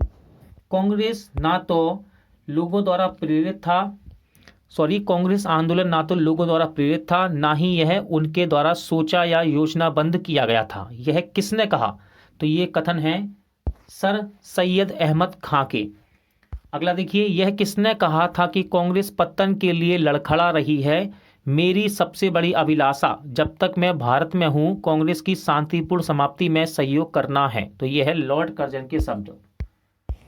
सुरेंद्र नाथ बनर्जी, देखिए फैक्ट, सुरेंद्र नाथ बनर्जी भारतीय राष्ट्रीय कांग्रेस की स्थापना अधिवेशन में उपस्थित नहीं थे, ध्यान रखिएगा। ठीक है, उपस्थित नहीं थे। अगला है, भारतीय राष्ट्रीय कांग्रेस के वर्ष 1924 के अधिवेशन में महात्मा गांधी द्वारा मात्र एक बार अध्यक्षता की गई। यह अधिवेशन कहाँ हुआ? तो देखिए, गांधी जी ने एक बार अध्यक्षता की बेलगांव कर्नाटक अधिवेशन की 1924 में। वर्ष 1938 के भारतीय राष्ट्रीय कांग्रेस के हरिपुरा अधिवेशन की अध्यक्षता किसने की? अब देखिए, हरिपुरा यहाँ पर आया है तो कुछ इंपॉर्टेंट ही होगा। ठीक है ना, अभी इसके बारे में हम डिटेल में जानेंगे। हरिपुरा, इसकी अध्यक्षता की थी सुभाष चंद्र बोस ने। किसने? सुभाष चंद्र बोस ने। अगला है, वर्ष 1939 में भारतीय राष्ट्रीय कांग्रेस के अधिवेशन के दौरान सुभाष चंद्र बोस द्वारा अध्यक्ष पद से इस्तीफा देने के बाद किसे चुना गया? तो डॉक्टर राजेंद्र प्रसाद को चुना गया था। कांग्रेस की स्थापना के संदर्भ में सेफ्टी वॉल्व का सिद्धांत किसके द्वारा दिया गया? तो लाला लाजपत राय के द्वारा दिया गया सेफ्टी वॉल्व का सिद्धांत। फैक्ट देखिए, महात्मा गांधी ने सुझाव दिया था कि स्वतंत्रता के पश्चात भारतीय राष्ट्रीय कांग्रेस को समाप्त कर दिया जाए। ठीक है, आगे बढ़ेंगे। स्वतंत्रता के समय भारतीय राष्ट्रीय कांग्रेस के अध्यक्ष कौन थे? इंपॉर्टेंट क्वेश्चन है। स्वतंत्रता के समय भारतीय राष्ट्रीय कांग्रेस के अध्यक्ष थे आचार्य JB कृपलानी। किस अधिवेशन में भारतीय राष्ट्रीय कांग्रेस तथा मुस्लिम लीग के मध्य समझौता हुआ? तो देखिए, लखनऊ अधिवेशन था ये 1916 का, जिसमें भारतीय राष्ट्रीय कांग्रेस और मुस्लिम लीग के मध्य समझौता हुआ। इंपॉर्टेंट क्वेश्चन, लगातार 6 वर्ष तक भारतीय राष्ट्रीय कांग्रेस के अध्यक्ष कौन थे? तो ये थे मौलाना अब्दुल कलाम आजाद। ठीक है, चलिए इंपॉर्टेंट फैक्ट देखते हैं यहां से एक। यदि हम मेंढक की तरह वर्ष में केवल एक बार टर्राएंगे तो भारतीयों को कोई सफलता नहीं मिलेगी। ये शब्द है बाल गंगाधर तिलक के। ठीक है, ध्यान रखिएगा, किसके? बाल गंगाधर तिलक के। देखिए, एक मोस्ट इंपॉर्टेंट स्लाइड यहां पर दी है भारतीय राष्ट्रीय कांग्रेस के महत्वपूर्ण वार्षिक अधिवेशन की। ये वही अधिवेशन है जो कि बार बार एग्जाम में पूछे जाते हैं। ठीक है, क्योंकि ये इंपॉर्टेंट हैं। इनकी प्रमुख घटनाएं लिखी हैं, समय लिखा है, अध्यक्ष लिखा है। तो हम देखते हैं। पहला है 1885 का भारतीय राष्ट्रीय कांग्रेस का अधिवेशन, स्थल है बंबई। इसकी अध्यक्षता की WC बनर्जी ने। ठीक है, व्योमेश चंद्र बनर्जी इनका पूरा नाम है। अब देखिए इसकी प्रमुख घटना क्या है।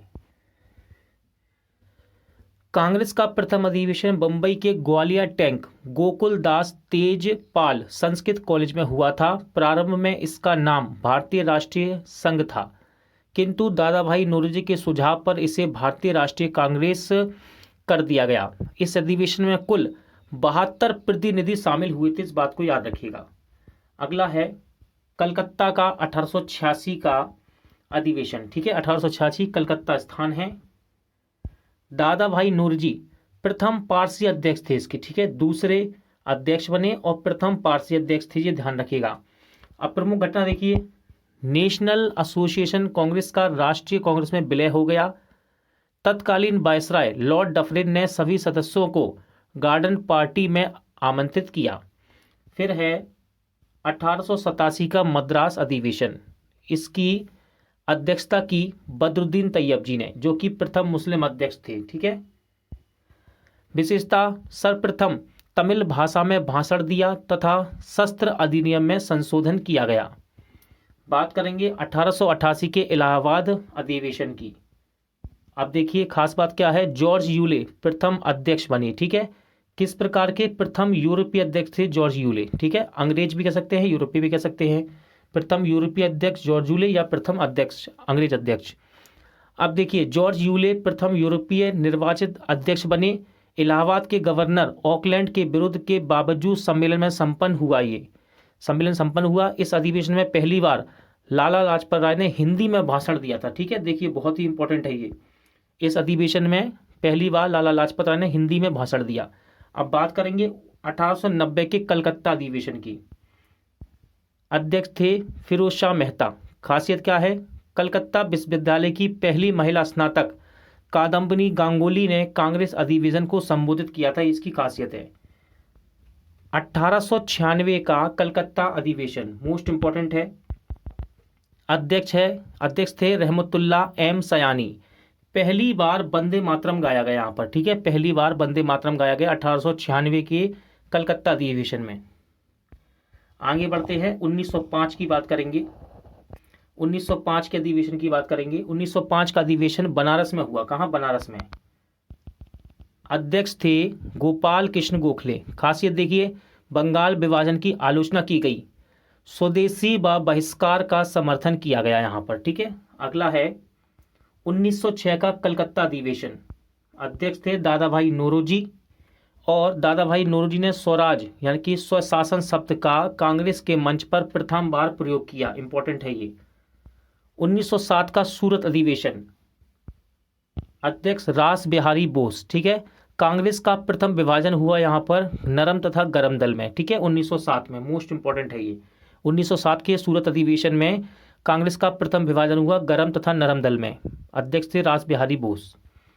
1911 का कलकत्ता अधिवेशन, 1911 कलकत्ता अधिवेशन, अध्यक्ष थे इसके बिशन नारायण धर, ठीक है। पहली बार जनगण मनगण यहाँ गाया गया, सरकार की कठोर नीतियों का विरोध किया गया। इंपॉर्टेंट है, जनगण मनगण गाया गया पहली बार। 1916 का लखनऊ अधिवेशन, इंपॉर्टेंट, अध्यक्ष अंबिका चरण मजूमदार, ठीक है, अंबिका चरण मजूमदार। अब देखिए यहाँ पर खासियत क्या, इंपॉर्टेंट क्या है, नरम दल तथा गरम दल का एकीकरण हो गया, कांग्रेस और मुसलमान लीग में समझौता हुआ, तिलक ने नारा दिया स्वराज मेरा जन्मसिद्ध अधिकार है, मैं इसे लेकर रहूंगा। कब? 1916 में लखनऊ अधिवेशन था ये। अगला है 1917 का कलकत्ता अधिवेशन, प्रथम महिला अध्यक्ष बनी एनी बेसेंट, ठीक है, भारतीय नहीं है, प्रथम महिला अध्यक्ष केवल, कौन? Annie Besant. कलकत्ता अधिवेशन 1917। खासियत क्या है, सर्वप्रथम तिरंगे झंडे को कांग्रेस ने अपनाया, ठीक है, सर्वप्रथम तिरंगे झंडे को कांग्रेस ने अपनाया।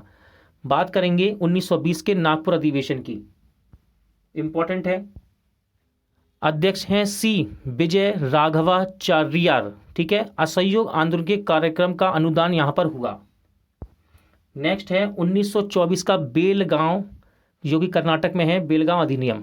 महात्मा गांधी इसके अध्यक्ष थे। केवल एकमात्र अधिवेशन इन्होंने किया है जिसके अध्यक्ष हैं ये महात्मा गांधी, लिखा है देखो, एकमात्र कांग्रेस अधिवेशन जिसकी अध्यक्षता महात्मा गांधी ने की, ठीक है, इंपॉर्टेंट है ये। 1925 का मद्रास अधिवेशन, अध्यक्ष हैं एस ए अंसारी, कौन है? S A Ansari. खासियत देखिए, पूर्ण स्वाधीनता की मांग की गई, साइमन कमीशन के बहिष्कार का प्रस्ताव पारित हुआ यहाँ पर। 1929 का लाहौर अधिवेशन, 1929 का लाहौर अधिवेशन, अध्यक्ष हैं पंडित जवाहरलाल नेहरू। देखिए, पूर्ण स्वराज की मांग, प्रति वर्ष 26 जनवरी को स्वतंत्रता दिवस मनाने का निर्णय लिया गया। बात करेंगे 1931 के कराची अधिवेशन की, अध्यक्ष थे वल्लभ भाई पटेल, ठीक है, वल्लभ भाई पटेल। अब देखिए, मूल अधिकार का प्रस्ताव, गांधी इरविन समझौते का अनुमोदन यहां पर हुआ। 1936 का लखनऊ अधिवेशन, 1936 का लखनऊ अधिवेशन, अध्यक्ष थे जवाहरलाल नेहरू, कौन थे? जवाहरलाल नेहरू। अब देखिए खासियत क्या है इसकी, जवाहरलाल नेहरू ने समाजवाद को भारत की समस्याओं को हल करने की कुंजी बताया। बात करेंगे 1937 के फैजपुर अधिवेशन की, 1937 का फैजपुर अधिवेशन और अध्यक्ष थे जवाहरलाल नेहरू। खासियत है, प्रथम अधिवेशन जो गांव में संपन्न हुआ, ठीक है, खासियत यही है इसकी सबसे ज्यादा, प्रथम अधिवेशन जो गांव में संपन्न हुआ। अगला है 1938 का हरिपुर अधिवेशन, 1938 का हरिपुर अधिवेशन, सुभाष चंद्र बोस इसके अध्यक्ष थे। अब देखिए खासियत, राष्ट्रीय नियोजन समिति का गठन किया गया जिसके अध्यक्ष जवाहरलाल नेहरू बने। सुभाष चंद्र बोस द्वारा हिंदी भाषा के लिए रोमन लिपि लागू करने की वकालत की गई यहाँ पर।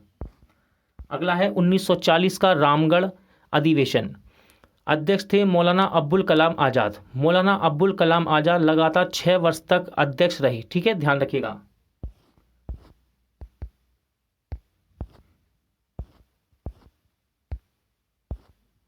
नेक्स्ट है 1946 का मेरठ अधिवेशन, ठीक है, इंपॉर्टेंट है। देखिए, जे बी कृपलानी, ठीक है, आज़ादी के समय यही अध्यक्ष थे, यहाँ ये इसकी खासियत है, कौन?